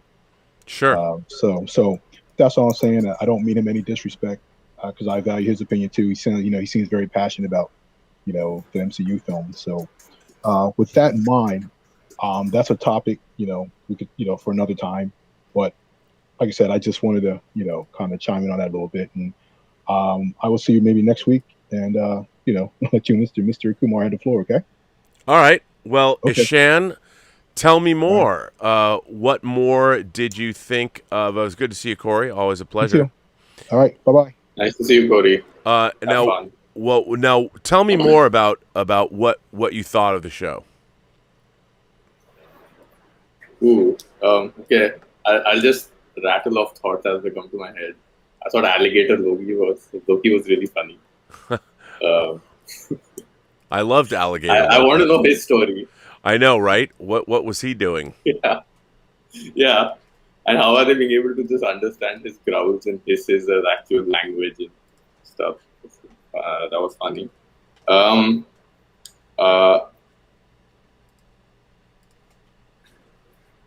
I'm still really trying to understand how I feel about the show.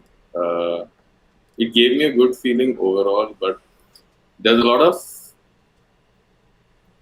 I guess my head is still, I think like you mentioned earlier, and I think Mikey also mentioned earlier that watching the show once again, back to back, would help understand it better. Yes.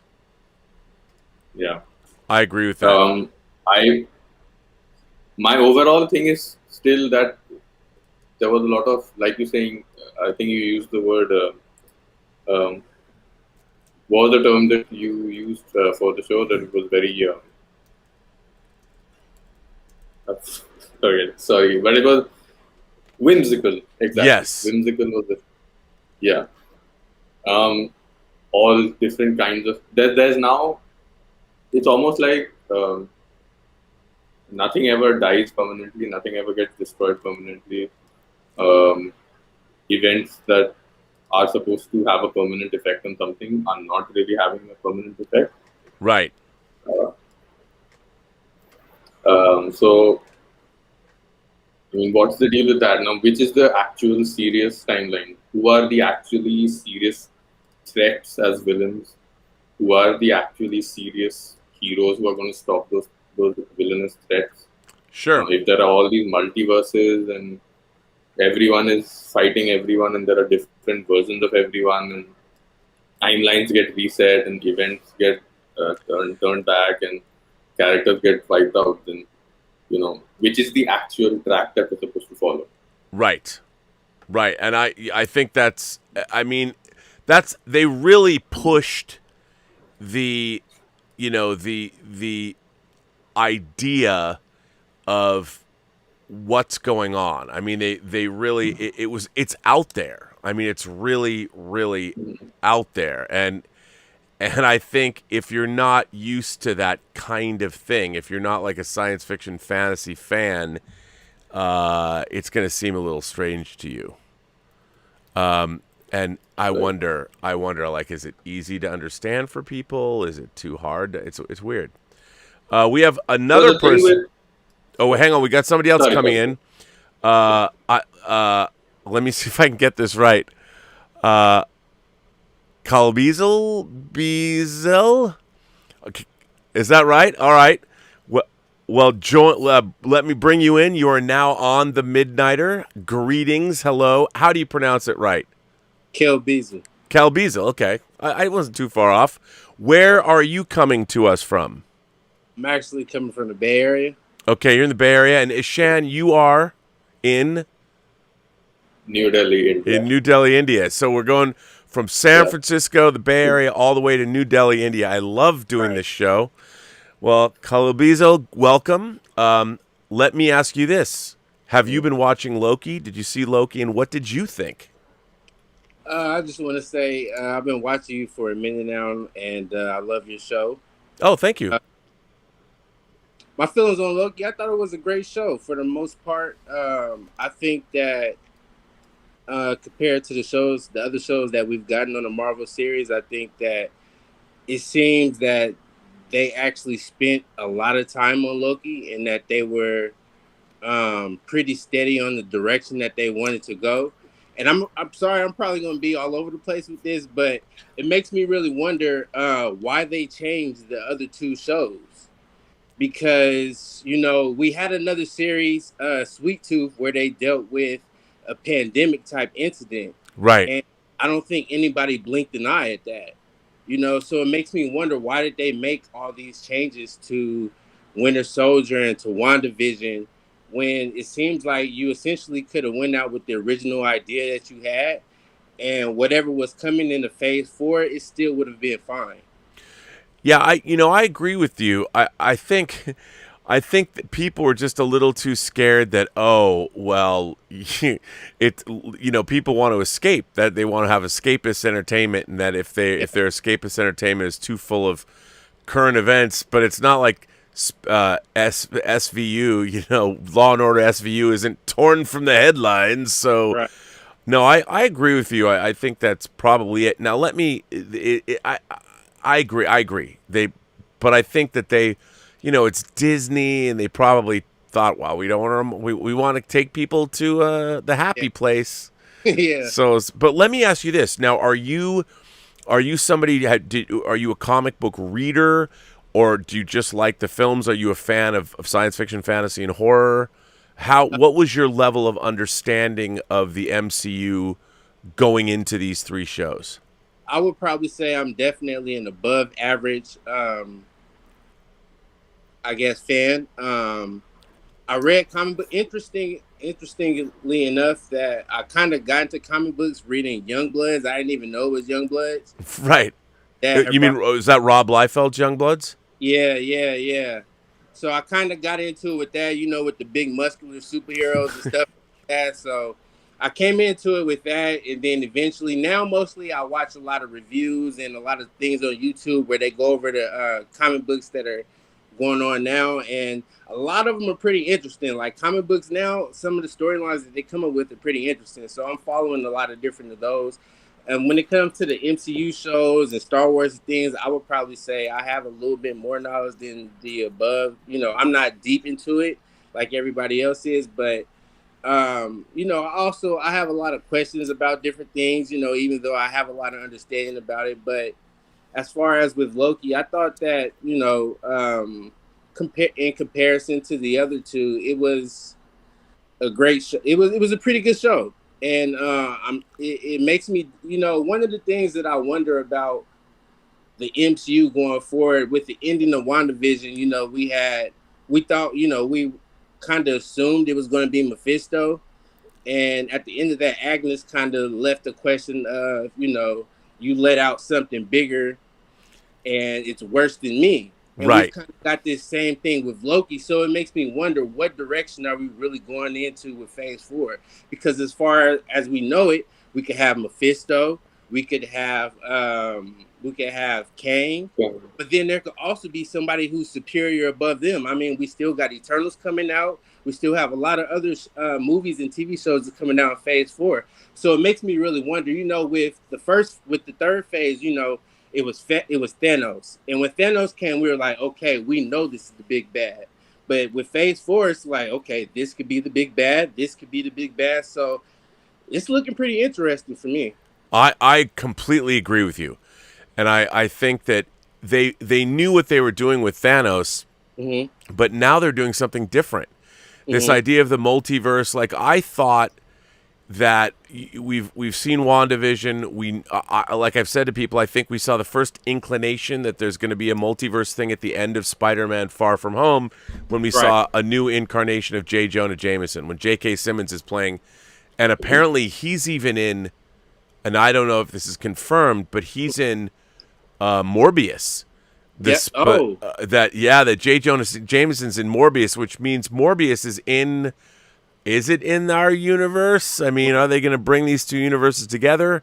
And then I think that we're going to see Spider-Man No Way Home is clearly, we've seen the reveals, the Hot Toys reveal of Spider-Man's black and gold suit where he's wielding some kind of mystic armor that he got from Doctor Strange. I mean, there's craziness happening. We know that it's going to go from Spider-Man to the Multiverse of Madness, which is going to be involving how many characters? And I would imagine, I'm sure that Shang-Chi and Eternals are pretty grounded and probably aren't part of this yet. Mm-hmm. But, I mean, who's to say Thor Love and Thunder doesn't get crazy? That could have some multiversal component to it. Mm-hmm. Maybe that's the... it's going to be weird, whatever. We already know there's, Natalie Portman comes back and plays a female Thor. Is she a variant? I don't know. I mean, I think it's going to be really interesting to see where all of this is going to go. Let me ask both of you, Sean, what is your excitement level about the rest of Phase 4? Are you excited about Shang-Chi? Are you excited about Eternals and Spider-Man? We got 3 new Marvel movies, and then we've got Miss Marvel, we've got Hawkeye, we've got What If coming. What is your excitement level? So when I saw the first trailer of Shang-Chi, I thought it would be a pretty generic storyline of a hero who doesn't know who he is, getting the big power, and whatever.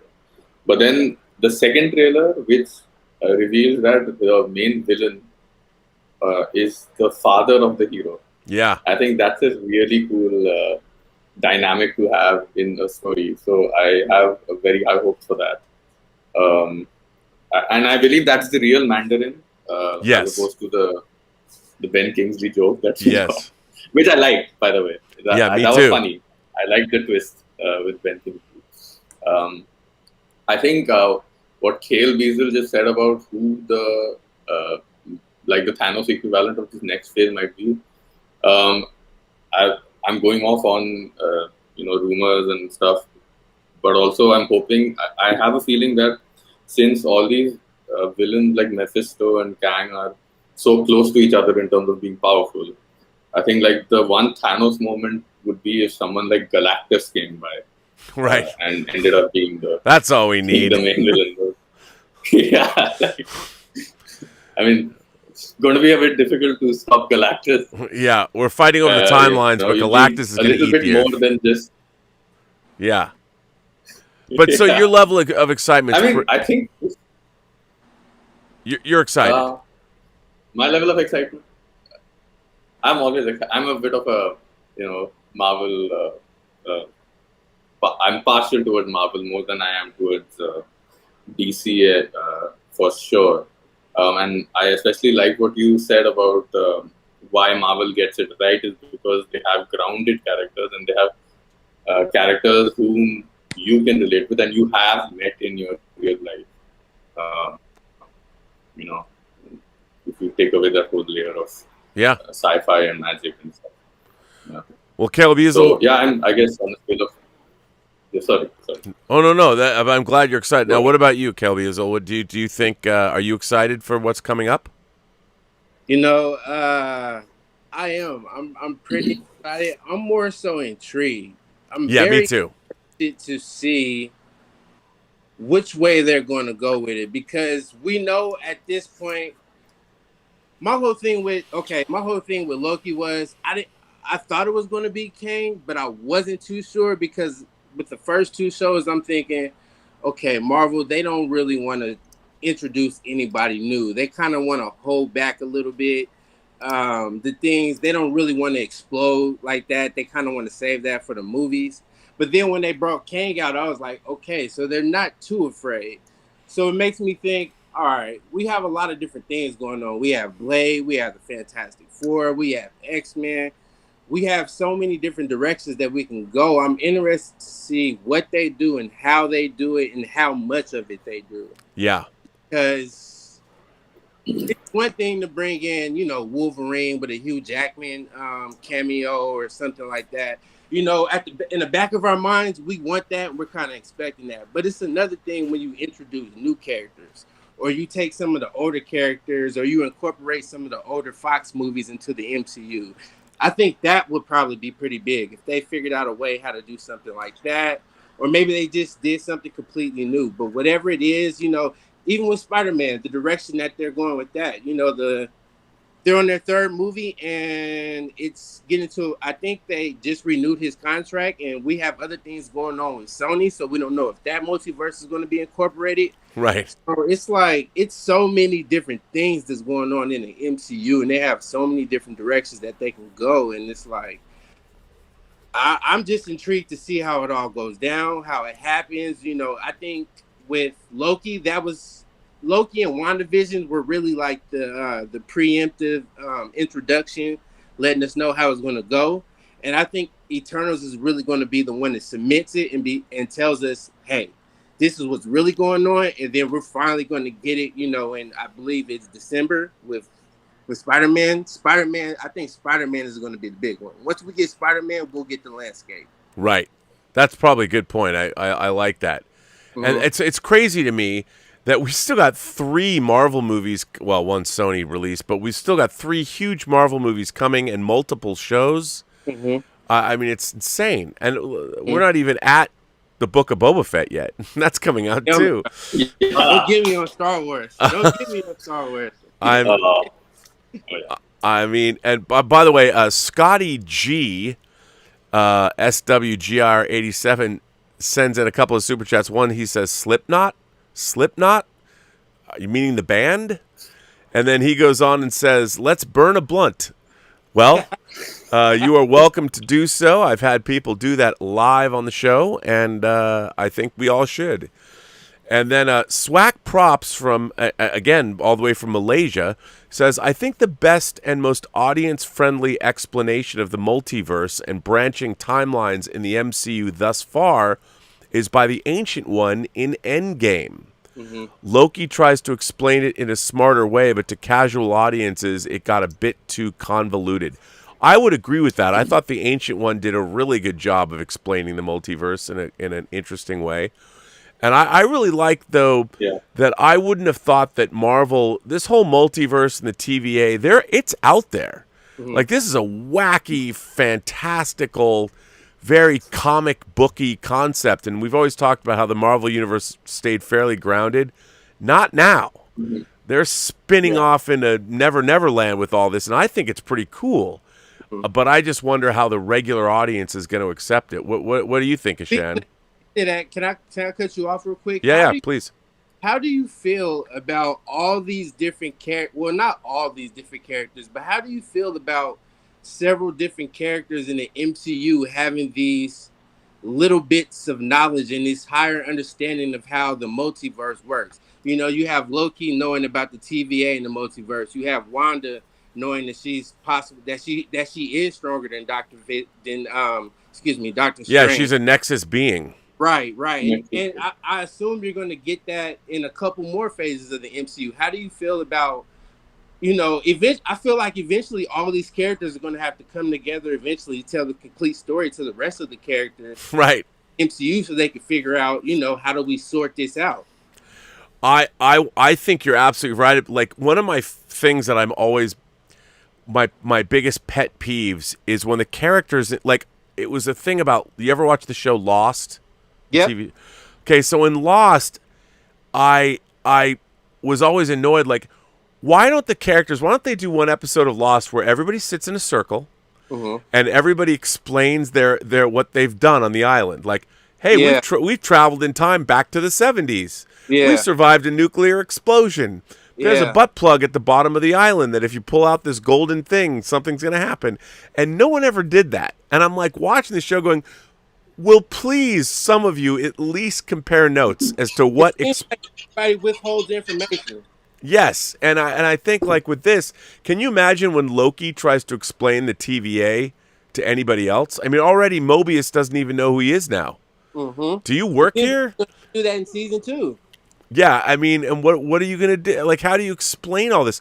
And I mean, obviously they've set up a Nexus being. We know what a Nexus is. The TVA they explain all that, and I hope there's a point in time. Like, I did love the beginning of Infinity War where Wong explains the Infinity Stones to Tony Stark. I mean, I do love those scenes, and you get a sense of a character's personality, and you get a cool recap, and you sort of know where you are, and I love that.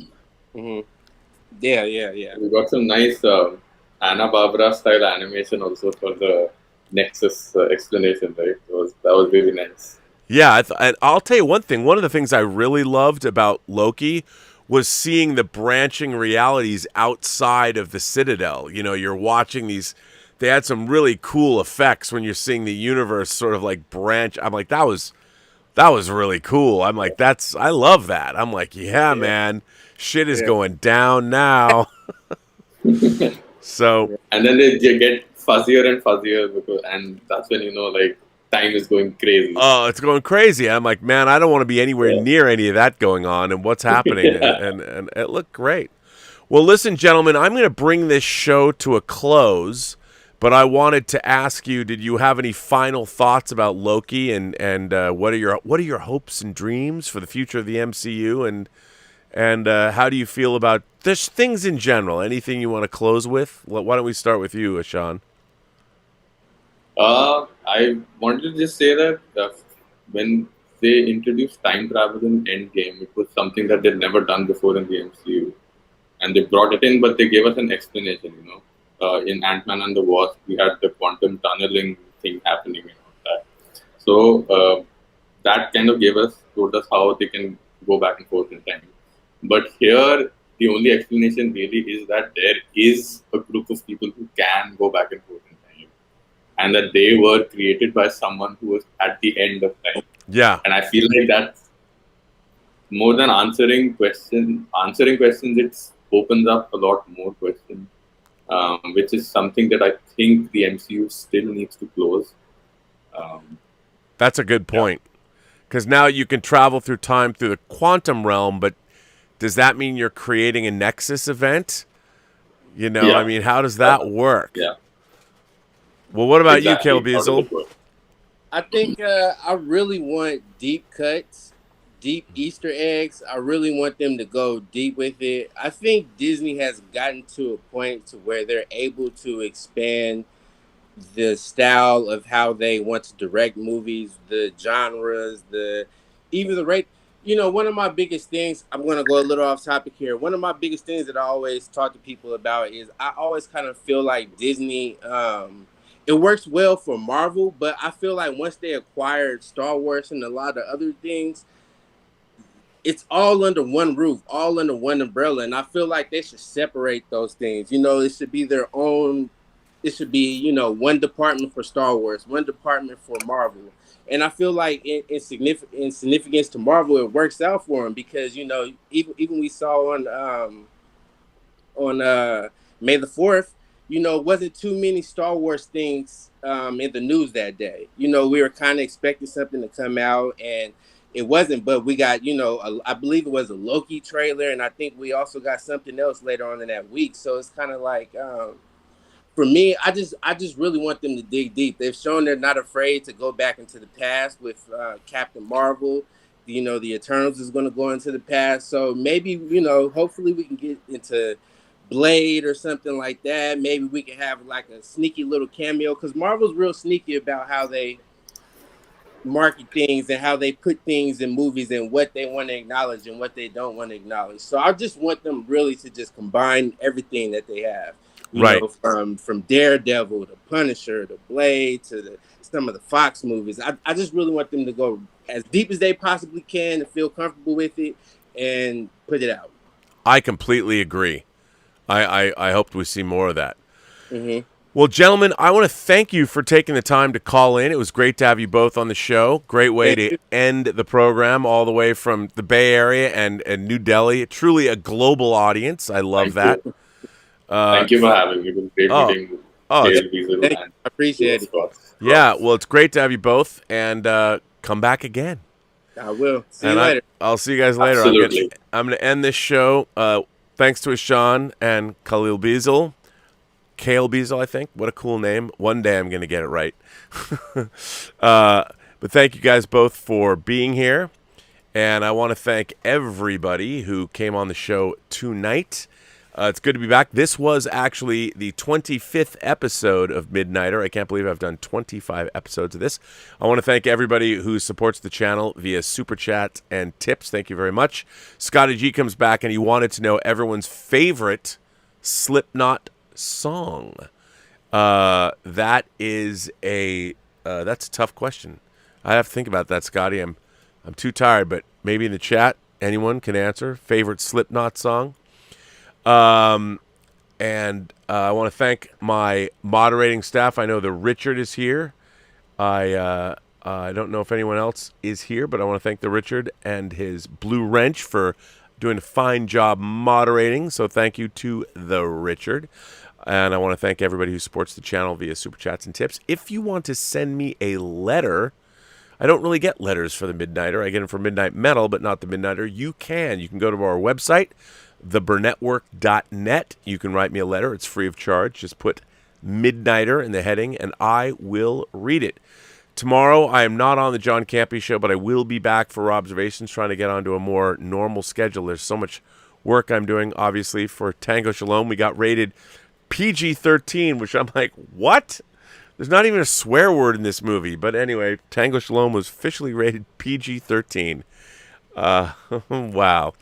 And it still looks like we are heading rapidly toward our release date, which is now September 3rd theatrically, which is very cool. And on that note, I will say to all of you, remember, every person you meet has a story to tell that you have yet to hear. And all you have to do is listen. And with that, I would say to all of you, have a better night.